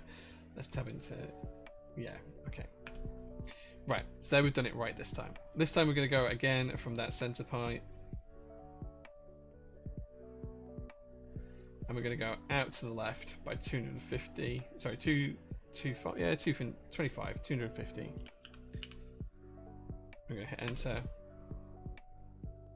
Oh, why has that done that? Why is that line straight? Let's try that again. What am I doing, Jay?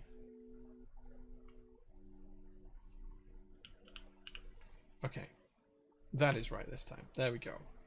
And then we're going to do 250 again from the center out to the right. Cool. That shows us where our left hand and right hand borders are going to be on the longest parts. So that's nice and easy. And then top to bottom, we need it to be 700. So that's 35, 350 plus 350. So we're going to go back to the middle, and we're going to draw a line straight up. And we're going to put 350 in. And we're going to hit enter. That's taking its time to think about it. And then we're going to do the same and do 350 mil down from the middle to the base.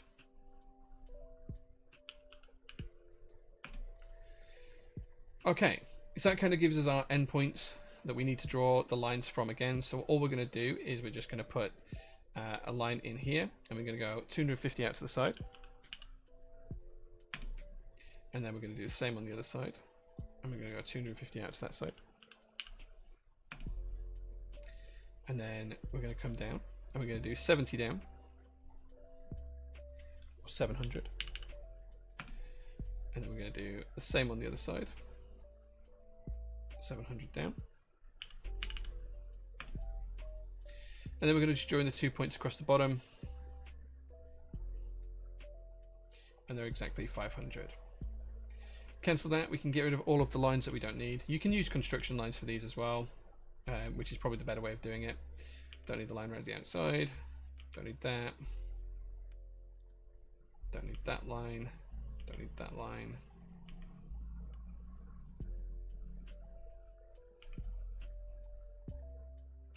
All we're doing here is just getting rid of the lines that we don't need anymore.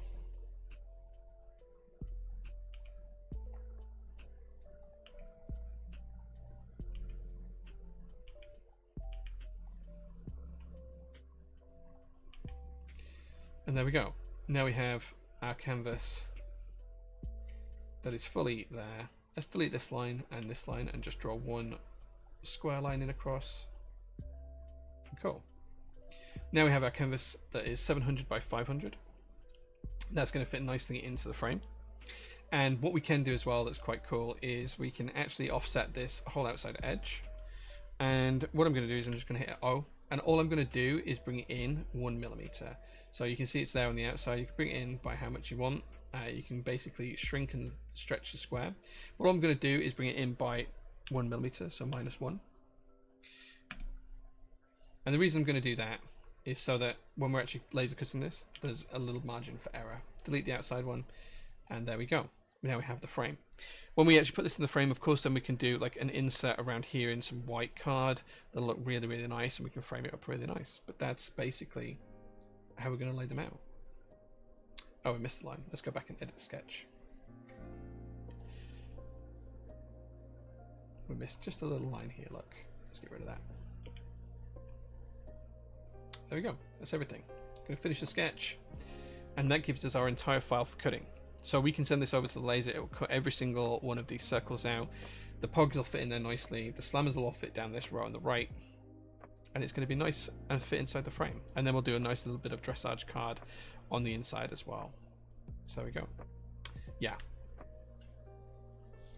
So there you go. Where do I get the tubs from? I had to buy 1,000 of those tubs. So that's it. What we're going to do then is you can see that it's, well, you can't see this actually, but there is like up in this corner here, there's like a list of sketch stuff. All I'm going to do is hit the export on that particular sketch. We're going to save it as well, and then I'll be able to export that as a DXF file. So there you go. That's pretty much it. And now you can see we've saved the POG display board. You can move this around in 3D if you want, so you can see that it is a flat object.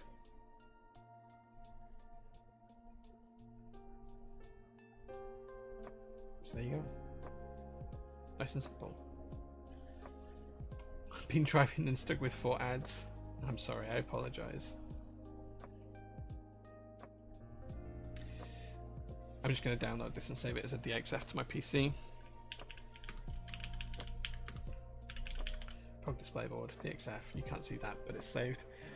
And then I can go cut that on the laser this week. And then next week, when you see the POGs, we'll have it backed onto, so it'll be cork backed onto a piece of card, and we'll be able to start fitting the POGs and the slammers into it.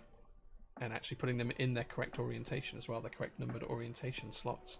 That should be quite fun. So yeah, looks really cool. Nice and easy, nice and fun, beautiful. You could do other things as well. Now that you've got the grid, you could actually start to spread these out a little bit more, put them into hexagon patterns. There's all sorts of things you could do. I'm not a Fusion wizard. Like, I am very much self-taught. I can do more in the 3D space than I can in the flat space, but yeah, nice and simple. Nice little way of drawing something out. You can do this for 1,000 things as well. So there you go. Cool. That's lots of stuff done today on stream. It's a lot of stuff done. Okay, so it's pretty much 11 PM here. It's 11:45. So I'm going to finish the stream in about 15 minutes. We've got 2 more rounds of marbles still to play. And then we're going to finish it up as well. So if you guys have got any last questions, get them in now before we play marbles. And we'll see what you guys want to know. Looks really cool. Thanks, man. We'll get this made and I'll show you on stream. Hopefully I'll be able to make it on Tuesday or Wednesday. And we'll see. Don't forget, guys, you can get 30% off any in-stock key set right now. That's until the end of the stream. Give us plenty to pack tomorrow, please, and make an order, get 30% off any in-stock key set. And we are going to also have GMK Modern Materials in stock tomorrow as well. We took a look earlier on, so if you're interested in that, do take a look. Right, okay, it's now time to play marbles and give away 2 more GMK sets. So, I'm going to load up marbles.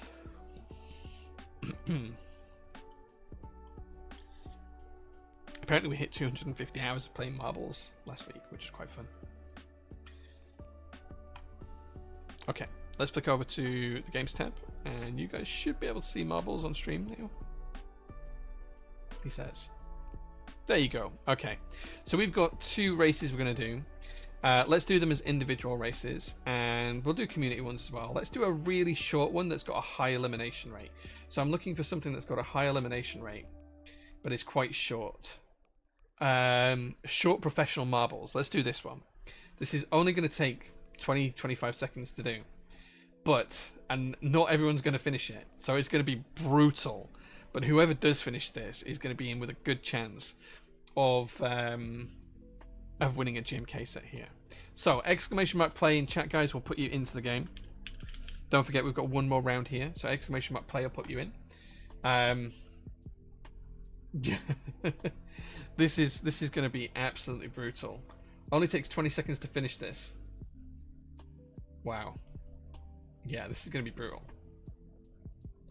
I'm probably not going to be able to keep up with the speed of this, so we'll see. We'll see. Okay, I'm going to be quite brutal and actually start it going as soon as we hit 85 people. So if you want to be in this, guys, exclamation mark play will put it in. As soon as that number says 85 at the top, I'm going to hit start, and you'll have 20 seconds from then to join. 84 are in there now. As soon as it says 85 people, I'm going to hit start. So if you want to be... Right, we're hitting start. 86 now. If you want to be in, guys, try and win a GMK set. You've got 13 seconds left to go.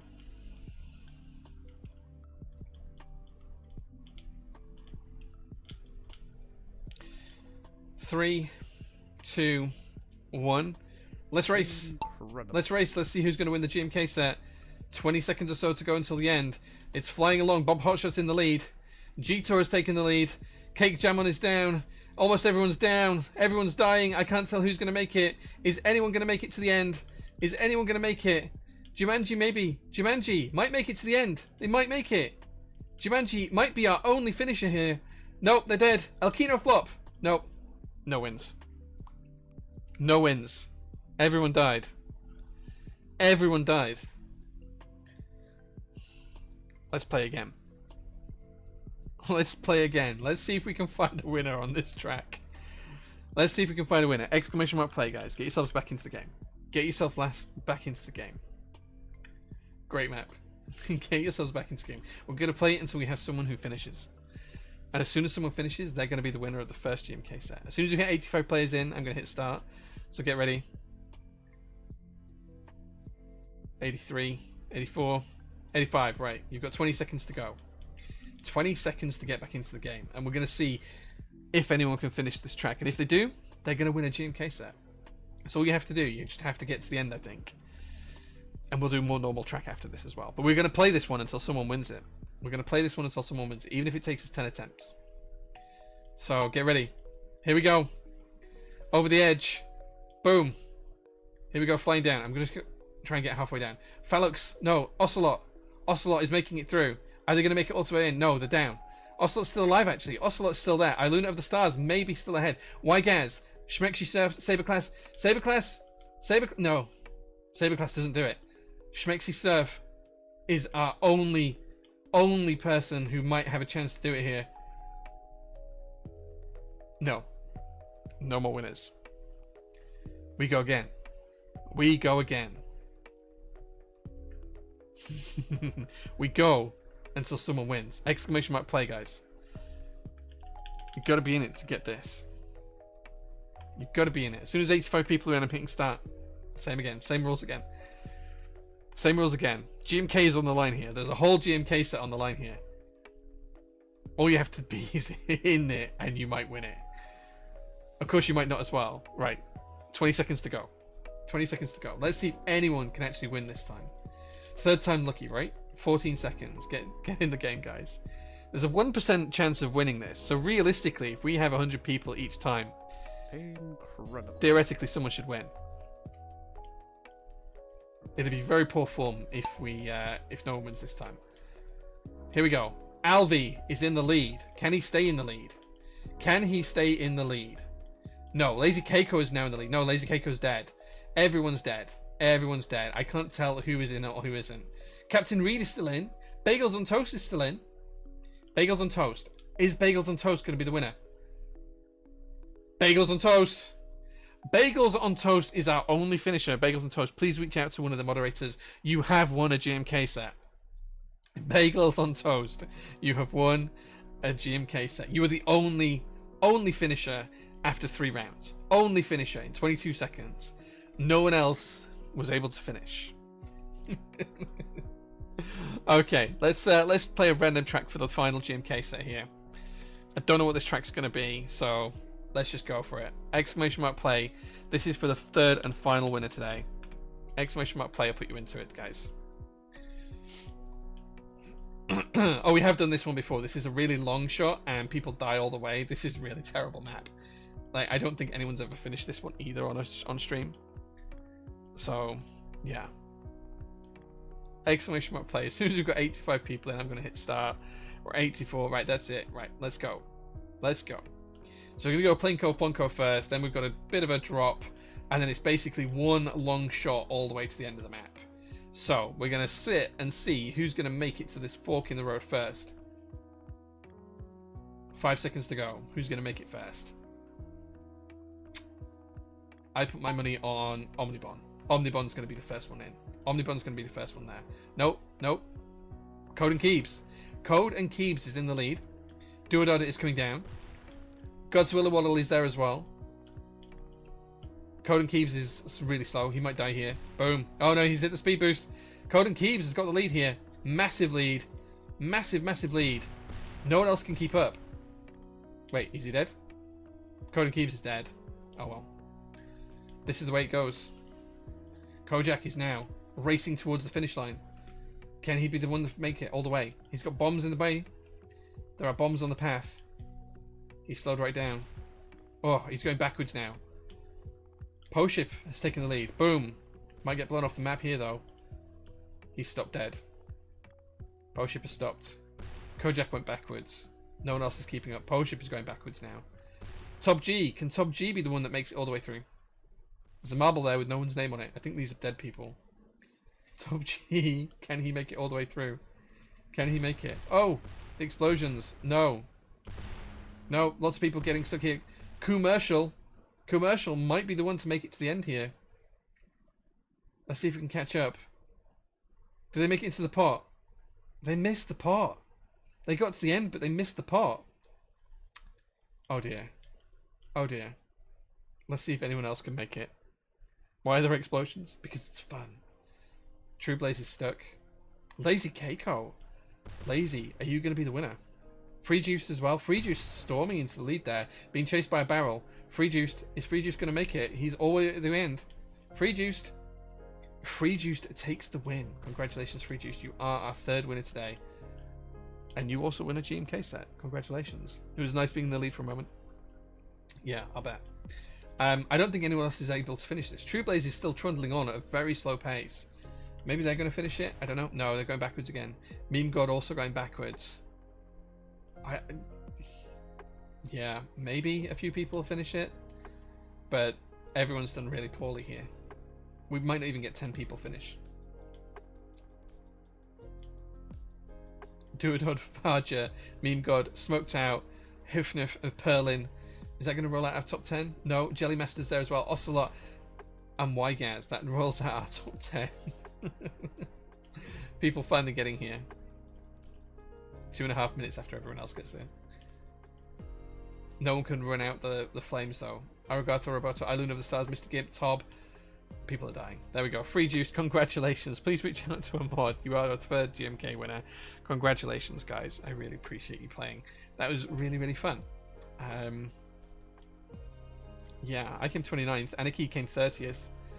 Anarchy and I holding hands over the line. 54th, the last person to finish, Zakirizak. And then all of the DNFs. All of the DNFs. Wow. So there we go. I hope you guys enjoyed that. Right. 2-3 minutes left on the stream, guys. If you guys have got any questions, let me know. I hope you enjoyed playing marbles. Thank you so much for helping us hit the subs goal. There will be a new subs goal or a bits goal or something next stream. I think we're going to try and do a stream on Thursday during the week, and that's probably, if I can do it, it's probably going to be set up in the workshop where we'll cut the thing out, the cork for the pogs, like the display board, and I'll show you guys how we work the laser. We used to do some workshop streams years ago. I'm going to try and do that again for you this week. So Thursday, I think we're going to try and do that. We'll see how that goes. Have a good one, Jay. Thanks, man. Thanks for watching, guys. Please do make use of the code if you want. Take the 30% off any in-stock keycap sets. You've got about 3 or 4 minutes left until that code expires. Do hit us up at prototypist.net if you're interested in any keyboard-related stuff. There's also the Discord and Instagram. There's a lot of stuff going on Instagram constantly, and there's a lot of chat going on in the Discord, so please reach out there as well if you want. And yeah, hopefully we'll have some new stream graphics and stuff in the next couple of weeks. I'm trying to work on that at the moment. So thank you so much for watching, guys. I really appreciate you all. I hope you have a really, really good rest of your Sunday afternoons, evenings, or mornings, wherever you are in the world. And I'll see you on Discord, Instagram, and social media over the next week. And we'll probably see you on Thursday on stream. And if we can, we'll do a workshop stream, which will be the first workshop stream in like 2 years. So it's exciting times. Thanks so much for watching, guys. I'm going to see you all later. Take care. Have a really good rest of your weekend. Bye-bye.